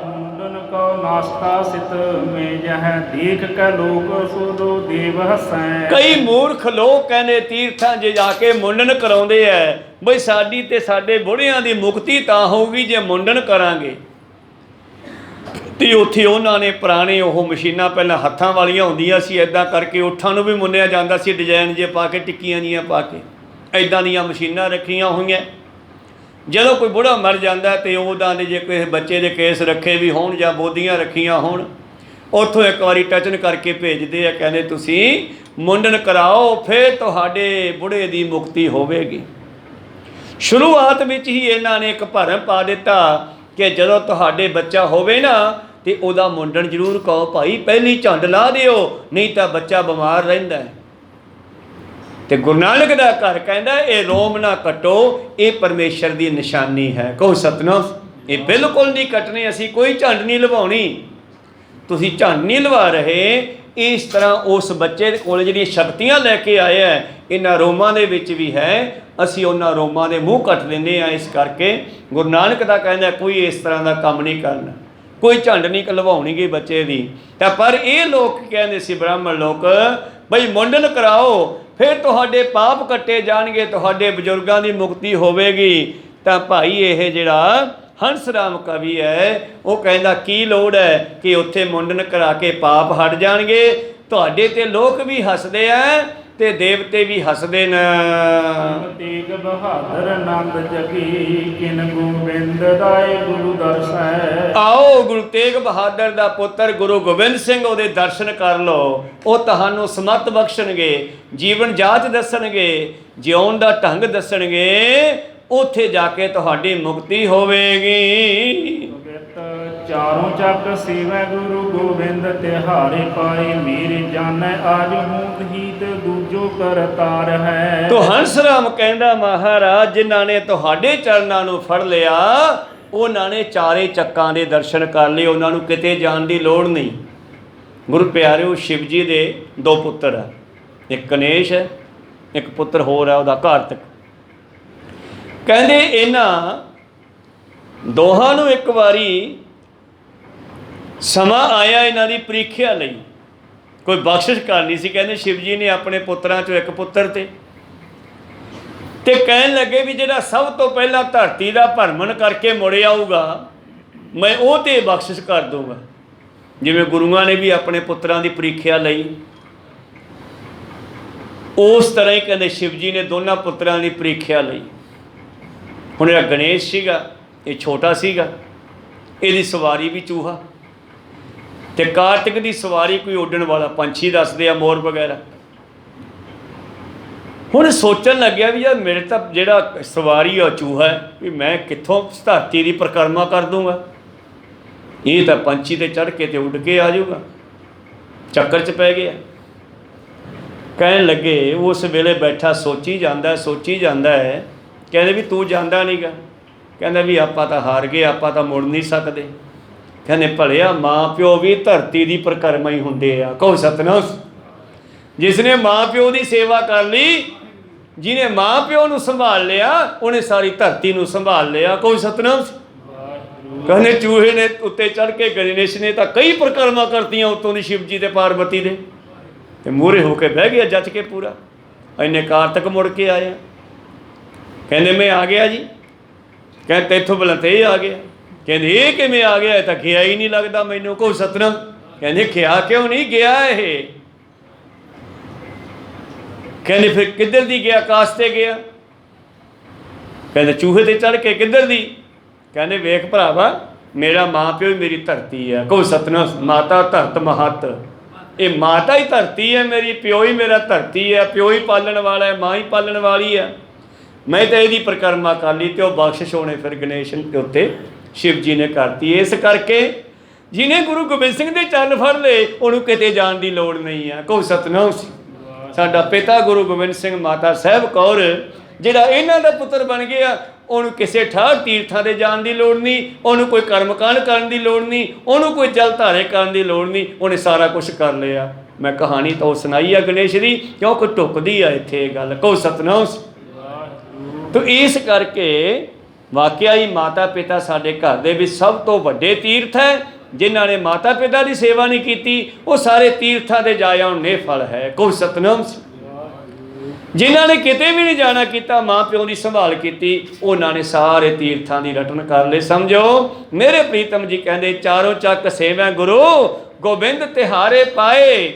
ਜਿਹਨੇ ਤੇਰੇ ਚਰਨਾਂ ਦੀ ਪਰਿਕਰਮਾ ਕਰ ਲਈ ਉਹਨੇ ਚਾਰਾਂ ਚੱਕਾਂ ਦੀ ਪਰਿਕਰਮਾ ਕਰ ਲਈ। ਮੇਰੇ ਜਾਣੇ ਅੱਜ ਤੋਂ ਹੀ ਦੂਜੋ ਕਰਤਾਰ ਹੈ। ਮੈਨੂੰ ਲੱਗਦਾ ਤੂੰ ਰੱਬ ਹੀ ਹੈ। ਪ੍ਰਚੰਡ ਖੰਡ ਖੰਡ ਮਹਿ ਮੰਡਲ ਮੈਂ ਸਾਚੂ ਪਾਤਸ਼ਾਹ ਜਾ ਕੋ ਸਾਚੂ ਸਿਰ ਭਾਰ ਹੈ। ਪਰਬਲ ਪ੍ਰਚੰਡ, ਪਰਬਲ ਵੱਡਾ, ਬੇਅੰਤ ਤਾਕਤ ਵਾਲਾ, ਪ੍ਰਚੰਡ ਜਿਵੇਂ ਅੱਗ ਦੇ ਭਾਂਬੜ ਨਿਕਲਦੇ ਆ, ਐਸੇ ਜਾਹੋ ਜਲਾਲ ਵਾਲਾ, ਐਸੇ ਨੂਰ ਵਾਲਾ। ਖੰਡ ਖੰਡ ਸਾਰੀ ਧਰਤੀ ਦੇ ਵਿੱਚ, ਭਾਵ ਕੋਈ ਵੀ ਐਸਾ ਥਾਂ ਨਹੀਂ ਹੈ ਜਿੱਥੇ ਗੁਰੂ ਗੋਬਿੰਦ ਸਿੰਘ ਤੇਰੀ ਸ਼ਕਤੀ ਨਹੀਂ ਵਰਤ ਰਹੀ। ਘੱਟ ਘੱਟ ਮੈਂ ਹਰਜੂ ਬਸੈ, ਕਿਉਂਕਿ ਗੁਰੂ ਗੋਬਿੰਦ ਹਰਜੂ ਪਰਮੇਸ਼ਰ ਦਾ ਸਰੂਪ ਹੈ। ਕਹੋ ਸਤਿਨਾਮ। 39 ਸਾਲ ਸਾਡੇ ਵਿੱਚੋਂ ਵਿਚਰੇ, ਪਰ ਜਾਣ ਤੋਂ ਪਹਿਲਾਂ ਕਹਿੰਦੇ ਤੁਸੀਂ ਮੈਨੂੰ ਕੀ ਸਮਝਦੇ ਹੋ? ਆ ਬਾਡੀ? ਇਹ ਮੈਂ ਬਾਡੀ ਨਹੀਂ ਹੈਗਾ, ਮੇਰਾ ਰੂਪ ਗ੍ਰੰਥ ਜੀ ਜਾਣ, ਮੈਂ ਤਾਂ ਸ਼ਬਦ ਹਾਂ, ਸ਼ਬਦ ਵਿੱਚੋਂ ਨਿਕਲਿਆ ਸ਼ਬਦ ਦੇ ਵਿੱਚ ਹੀ ਸਮਾਊਂਗਾ। ਕਹੋ ਸਤਨਾਮ। ਤੁਸੀਂ ਸ਼ਬਦ ਨਾਲ ਜੁੜੋ। ਮੇਰਾ ਰੂਪ ਗ੍ਰੰਥ ਜੀ ਜਾਣ, ਇਸ ਮੈਂ ਭੇਦ ਨ ਰੰਚ ਕਮਾਣ, ਜੋ ਮੁਝ ਬਚਨ ਕਰਨ ਕੀ ਚਾਹੇ, ਗ੍ਰੰਥ ਵਿਚਾਰ ਸੁਣੋ ਚਿਤ ਲਾਏ, ਆਤਮਾ ਗ੍ਰੰਥ ਤੇ ਸਰੀਰ ਮੇਰਾ ਪੰਥ ਜਾਣੋ। ਸਰੀਰ ਕਰਕੇ ਮੈਂ ਪੰਥ ਵਿੱਚ ਖਾਲਸਾ ਪੰਥ ਪੰਜ ਪਿਆਰਿਆਂ ਵਿੱਚ ਵਰਤਾਂਗਾ, ਤੇ ਆਤਮਾ ਕਰਕੇ ਮੈਂ ਬਾਣੀ ਚੋਂ ਬੋਲਾਂਗਾ। ਸਾਡੀ ਜ਼ਮੀਰ ਦੀ ਆਵਾਜ਼ ਤਾਂ ਹੁੰਦੀ ਹੈ ਨਾ, ਜ਼ਮੀਰ ਸਾਡੀ ਆਤਮਾ ਹੁੰਦੀ ਹੈ, ਤੇ ਗੁਰੂ ਦੀ ਆਤਮਾ ਗ੍ਰੰਥ ਸਾਹਿਬ ਹੈ। ਕਹੋ ਸਤਨਾਮ ਸ੍ਰੀ। ਆਤਮਾ ਕਦੇ ਮਰਦੀ ਨਹੀਂ, ਗ੍ਰੰਥ ਸਾਹਿਬ ਨੇ ਕਿਤੇ ਜਾਣਾ ਨਹੀਂ। ਇਸ ਕਰਕੇ ਗੁਰੂ ਕਿਰਪਾ ਕਰਨ, ਕਹਿੰਦੇ ਤੇਰਾ ਪਰਬਲ ਵੱਡਾ ਪ੍ਰਚੰਡ ਜਾਹੋ ਜਲਾਲ ਨੂਰ, ਖੰਡ ਖੰਡ ਵਿੱਚ ਮਹਿਕ ਰਿਹਾ ਹੈ, ਮਹਿ ਮੰਡਲ ਧਰਤੀ ਤੋਂ ਆਕਾਸ਼ ਤੱਕ। ਸੱਚੇ ਪਾਤਸ਼ਾਹ ਜਾਂ ਕੋ ਸਾਚੋ ਸਿਰ ਭਾਰ ਹੈ, ਸਾਰਿਆਂ ਦੇ ਸਿਰ ਦੇ ਉੱਤੇ ਤੂੰ ਬਿਰਾਜਮਾਨ ਹੈ ਜੀ। ਕੇ ਦਾਨ ਬਾਨ ਜਾ ਕੀ ਹੰਸ ਰਾਮ ਕਹਿ, ਪਰਮ ਧਰਮ ਦੇਖੈ ਵਿਵਿਧ ਵਿਚਾਰ ਹੈ। ਇਸ ਕਰਕੇ ਤੇਰੇ ਸਿਰ ਤੇ ਭਾਰ ਹੈ। ਭਾਰ ਹੁਣ ਕੀ ਭਾਰ ਹੈ? ਭਾਰ ਹੁੰਦਾ ਫਰਜ਼। ਜਿਸ ਵੇਲੇ ਮਾਤਾ ਸੁਲੱਖਣੀ ਜੀ ਦੇ ਕੋਲ ਆਪਣੇ ਪਿੰਡੋਂ ਖਡੂਰ ਸਾਹਿਬ ਤੋਂ ਦੂਜੀ ਵਾਰ ਲਹਿਣਾ ਜੀ ਗਏ, ਪਹਿਲੀ ਵਾਰ ਮਿਲਾਪ ਹੋਇਆ, ਯਾਤਰਾ 'ਤੇ ਜਾਂਦਿਆਂ ਨੂੰ ਮੁੜ ਕੇ ਉੱਥੋਂ ਹੀ ਵਾਪਸ ਮੁੜ ਆਏ, ਯਾਤਰਾ 'ਤੇ ਨਹੀਂ ਗਏ। ਤਾਂ ਉਸ ਤੋਂ ਬਾਅਦ ਜਦੋਂ ਦੁਬਾਰਾ ਗਏ ਨਾ, ਜਾ ਕੇ ਪੁੱਛਦੇ ਆ ਮਾਤਾ ਜੀ ਬਾਬਾ ਜੀ, ਕਹਿੰਦੇ ਉਹ ਤਾਂ ਇੱਧਰ ਚੌਲ ਬੀਜੇ ਆਪਾਂ, ਉੱਥੇ ਘਾਹ ਫੂਸ ਕੱਢਦੇ ਆ ਵਿੱਚੋਂ। ਕਹਿੰਦੇ ਠੀਕ ਆ ਜੀ, ਮੈਂ ਉੱਥੇ ਜਾਣਾ। ਉੱਥੇ ਗਏ, ਸੇਵਾਦਾਰ ਸੇਵਾ ਕਰਦੇ ਫਿਰਦੇ ਆ, ਦਾਤੀਆਂ ਨਾਲੋਂ ਚੌਲਾਂ ਵਿੱਚੋਂ ਘਾਹ ਫੂਸ ਪੱਟੀ ਜਾਂਦੀ ਆ। ਹੁਣ ਪਾਣੀ ਲੱਗਿਆ ਵਿੱਚ, ਚੌਲਾਂ 'ਚ ਪਾਣੀ ਛੱਡਿਆ ਹੋਇਆ। ਲਹਿਣਾ ਜੀ ਕਹਿੰਦੇ ਜੀ ਮੈਨੂੰ ਵੀ ਫੜਾਓ ਦਾਤੀ, ਮੈਂ ਵੀ ਸੇਵਾ ਕਰਾਂ। ਕਹਿੰਦੇ ਲੈ ਤੂੰ ਵੀ ਕਰ ਲਾ। ਉਹ ਦਾਤੀ ਲੈ ਕੇ ਵਿੱਚ ਵੜ ਗਏ। ਉਹਨੂੰ ਸੀਤਾ ਖੱਤਰੀ ਦੁਕਾਨਦਾਰੀ ਕਰਦੇ ਸੀ, ਖੇਤੀਬਾੜੀ ਕਿਹੜੀ ਕੀਤੀ ਸੀ ਪਹਿਲਾਂ। ਤਾਂ ਇਹ ਜਦ ਚੌਲਾਂ ਵਿੱਚੋਂ ਇਹ ਕੱਢਣ ਲੱਗੇ ਘਾਹ ਫੂਸ, ਤੇ ਇਹਨਾਂ ਕੋਲੋਂ ਚੌਲਾਂ ਦੇ ਪੌਦੇ ਪੱਟੇ ਗਏ ਨਾਲ ਨਾਲ ਕਈ। ਬਾਬਾ ਨੇ ਵੇਖੇ ਵੀ ਤੇ ਚੌਲ ਪੱਟੀ ਜਾਂਦਾ। ਕਹਿੰਦੇ ਬਾਹਰ ਆ ਲੈਣੇ ਆ, ਤਾਂ ਇੱਥੋਂ ਨਹੀਂ ਇਹ ਕੰਮ ਹੋਣਾ, ਤੈਨੂੰ ਹੋਰ ਕੰਮ ਦੱਸਦੇ ਆ। ਰੱਖ ਦੇ ਦਾਤੀ, ਤੂੰ ਤਾਂ ਚੌਲ ਹੀ ਪੱਟੀ ਜਾਂਦਾ। ਆਏ ਕਰ, ਆ ਜਿਹੜਾ ਪੱਟਿਆ ਪਿਆ ਘਾਹ ਸਾਰਾ ਪੰਡ ਬਣਾ ਲਾ। ਕਹੋ ਸਤਨਾਮ ਸੀ। ਇਕੱਠਾ ਕਰ ਲਾ। ਉਹ ਥੱਬੀਆਂ ਇਕੱਠੀਆਂ ਕੀਤੀਆਂ, ਪੰਡ ਬਣਾ ਲਈ। ਹੁਣ ਪੰਡ ਨੁੱਚੜਦੀ ਬੰਨ ਕੇ ਵੇਲ ਨਾਲ ਪੰਡ ਲਹਿਣੇ ਦੇ ਸਿਰ ਤੇ ਰੱਖਤੀ। ਕਹਿੰਦੇ ਆ ਘਰੇ ਲੈ ਚੱਲ, ਪਸ਼ੂਆਂ ਨੂੰ ਪਾ ਦਿਆਂਗੇ। ਕਹੋ ਸਤਨਾਮ। ਨੁੱਚੜਦਾ ਹੋਇਆ ਘਾਹ ਤੇ ਸਾਰਾ ਚਿੱਕੜ ਚੋਲੇ ਤੇ ਪੈ ਗਿਆ। ਨਵਾਂ ਚੋਲਾ ਪਾ ਕੇ ਆਏ ਸੀ ਘਰੋਂ। ਪਿੱਛੇ ਗੁਰੂ ਨਾਨਕ ਦੇਵ ਜੀ, ਮੂਹਰੇ ਲਹਿਣਾ ਜੀ, ਤੇ ਗਾਂ ਮਾਤਾ ਸੁਲੱਖਣੀ। ਕਹਿੰਦੀ ਮਹਾਰਾਜ ਕੁਝ ਤਾਂ ਵੇਖ ਲਿਆ ਕਰੋ, ਨਵਾਂ ਸਿੱਖ ਆਇਆ ਸੀ, ਸਾਰੇ ਕੱਪੜੇ ਖਰਾਬ ਕਰਤੇ। ਕਹੋ ਸਤ। ਕਿੱਥੇ ਸੁਲੱਖਣੀ? ਆਹ ਚਿੱਕੜ ਇੰਨਾ ਪੈ ਗਿਆ। ਇਹ ਚੈਂਕੜ ਨਹੀਂ, ਇਹ ਤਾਂ ਮੈਂ ਸੈਂਟ ਛਿੜਕਿਆ, ਸੈਂਟ। ਤੂੰ ਸਿਰ ਤੇ ਗਿੱਲੀ ਪੰਡ ਰਖਾਤੀ। ਉਹ ਕਹਿੰਦੇ ਪੰਡ ਨਹੀਂ, ਇਹ ਧਰਤੀ ਦਾ ਭਾਰ ਰੱਖਿਆ ਇਹਦੇ ਸਿਰ ਤੇ। ਇਹਨੇ ਆਉਣ ਵਾਲੇ ਸਮੇਂ ਧਰਤੀ ਦਾ ਭਾਰ ਝੱਲਣਾ ਹੈ। ਪਹਿਲੇ ਦੂਜੇ ਦਿਨ ਹੀ ਬਚਨ ਕਰਤੇ ਗੁਰੂ ਸਾਹਿਬ ਨੇ ਕਿ ਇਹ ਲਹਿਣਾ ਜਿਹੜਾ ਆਉਣ ਵਾਲੇ ਸਮੇਂ ਧਰਤੀ ਦਾ ਗੁਰੂ ਬਣੇਗਾ। ਕਹੋ ਸਤਨਾਮ। ਤਾਂ ਜਾਂ ਕੋ ਸਾਚੋ ਸਿਰ ਭਾਰ ਹੈ। ਅੱਜ ਭਾਰ ਕਿਹਦੇ ਉੱਤੇ ਆ ਗਿਆ? ਗੁਰੂ ਗੋਬਿੰਦ ਸਿੰਘ ਜੀ ਦੇ ਸੀਸ ਤੇ। ਉਹਨਾਂ ਨੇ ਦੁਨੀਆ ਦਾ ਭਾਰ ਝੱਲਿਆ, ਆਪਣਾ ਸਰਵੰਸ ਵਾਰ ਕੇ, ਪਿਤਾ ਵਾਰ ਕੇ, ਪੁੱਤਰ ਵਾਰ ਕੇ। ਪ੍ਰੀਤਮ ਜੀ ਕਹਿੰਦੇ ਕਾਮਨਾ ਕੇ ਦਾਨ, ਥਾਨ ਜਾ ਕੀ ਹੰਸ ਰਾਮ ਕਹੈ। ਮਹਾਰਾਜ ਮੈਂ ਮੰਗਦਾ ਹਾਂ ਕੁਝ ਦਾਨ, ਕੀ ਪਰਮ ਧਰਮ ਦੇਖਿਆ ਵਿਵਿਧ ਵਿਚਾਰ ਹੈ। ਤੇਰੇ ਕੋਲੋਂ ਗਿਆਨ ਦਾ ਦਾਨ ਮੰਗਦਾ, ਨਾਮ ਦਾ ਦਾਨ ਮੰਗਦਾ, ਜੋ ਤੂੰ ਸਭ ਨੂੰ ਦਿੰਦਾ ਹੈ। ਉਦਾਰ ਪਰ ਪੀਰ ਕੋ ਹਰ ਨਹਾਰ, ਕੌਣ ਜਾਣੈ ਕੌਣ ਭਾਂਤ ਲੀਨੋ ਅਵਤਾਰ ਹੈ। ਉਹ ਵੱਡੇ ਦਿਆਲੂ ਪਰਮੇਸ਼ਰ ਦੇ ਸਰੂਪ ਗੁਰੂ ਗੋਬਿੰਦ ਸਿੰਘ ਜੀ, ਤੂੰ ਤਾਂ ਸਾਰਿਆਂ ਦੇ ਦਰਦਾਂ ਨੂੰ ਦੂਰ ਕਰਨ ਵਾਲਾ। ਇਹ ਦੁਨੀਆ ਨੂੰ ਕੀ ਪਤਾ ਹੈ ਤੂੰ ਦੁਨੀਆ ਵਿੱਚ ਕਿਉਂ ਅਵਤਾਰ ਧਾਰੇ ਹੈ। ਇਹ ਵਿਚਾਰਾਂ ਆਪਾਂ ਇੱਥੇ ਰੋਕਦੇ ਹਾਂ, ਅਗਲੀ ਵਿਚਾਰ ਕੱਲ੍ਹ ਦੇ ਦੀਵਾਨਾਂ ਸਰਵਣ ਕਰਾਂਗੇ। ਤੋ ਇਸ ਤਰ੍ਹਾਂ ਕਵੀ ਜਿਹੜੇ ਹਨ ਮੇਰੇ ਪ੍ਰੀਤਮ ਦੀਆਂ ਸਿਫਤਾਂ ਕਰ ਕਰਕੇ ਬੇਅੰਤ ਮਾਇਆ ਲੈਂਦੇ ਆ। ਹੰਸ ਰਾਮ 'ਤੇ ਬੜੀ ਕਿਰਪਾ ਕੀਤੀ। ਤਾਂ ਗੁਰੂ ਪਾਤਸ਼ਾਹ ਕਿਰਪਾ ਕਰਨ ਸਾਡੇ 'ਤੇ ਵੀ ਇਸੇ ਤਰ੍ਹਾਂ ਹੀ ਬਖਸ਼ਾਂ ਕਰਦੇ ਹੈ। ਪਾਲਣਹਾਰ ਉਹ ਹੈ ਆਪਣੇ ਸਿੱਖਾਂ ਨੂੰ, ਸੰਸਾਰ ਨੂੰ। ਭਗਤਾਂ ਲਈ ਤਾਂ ਬਿਲਕੁਲ ਨੇੜੇ ਹੈ। ਭਗਤ ਪਿਆਰੇ ਰੱਬ ਨੂੰ, ਜਿਵੇਂ ਮਾਪਿਆਂ ਨੂੰ ਪੁੱਤਰ ਪਿਆਰੇ, ਇੰਨੇ ਪਿਆਰੇ ਹੈ। ਤੋ ਇਹਨਾਂ ਕਵੀਆਂ 'ਤੇ ਕਿਵੇਂ ਕਿਰਪਾ ਕਰਦੇ ਆ, ਅਗਲੇ ਦੀਵਾਨਾਂ ਸਰਵਣ ਕਰਾਂਗੇ। ਆਓ ਇੱਥੇ ਰੋਕਣ ਦੀ ਆਗਿਆ ਬਖਸ਼ੋ। ਬੋਲਦਿਆਂ ਨੇਕਾਂ ਅੱਖਰ ਬਾਅਦ ਘਾਟ ਹੋ ਜਾਂਦੇ। ਸਿੱਖ ਸੰਗਤਾਂ ਦੇ ਸਤਿਗੁਰੂ ਬਖਸ਼ਣ ਯੋਗ ਹੈ, ਬਖਸ਼ ਲੈਣਾ ਜੀ। ਸਮਾਪਤੀ ਕਰੀਏ।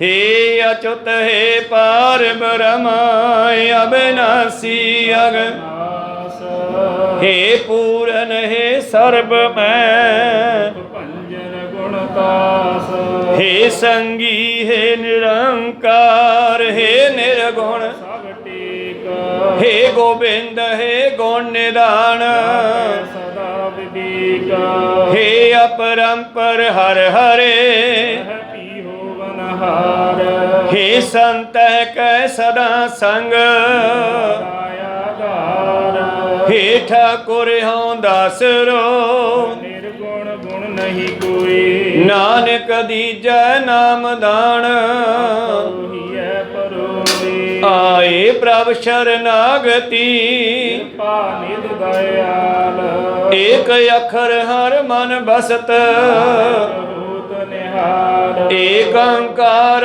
सतगुरु, ਇਹ ਪ੍ਰਸਾਦ ਸਚ ਹੋਈ, वाहिगुरु जी की फतेह है, ਵਿਨਾਸ਼ਨ ਸੋਈ, वाहिगुरु जी की फतेह है। ਵਿਨਾਸ਼ਨ ਸੋਈ, वाहिगुरु जी का खालसा, वाहिगुरु जी की फतेह।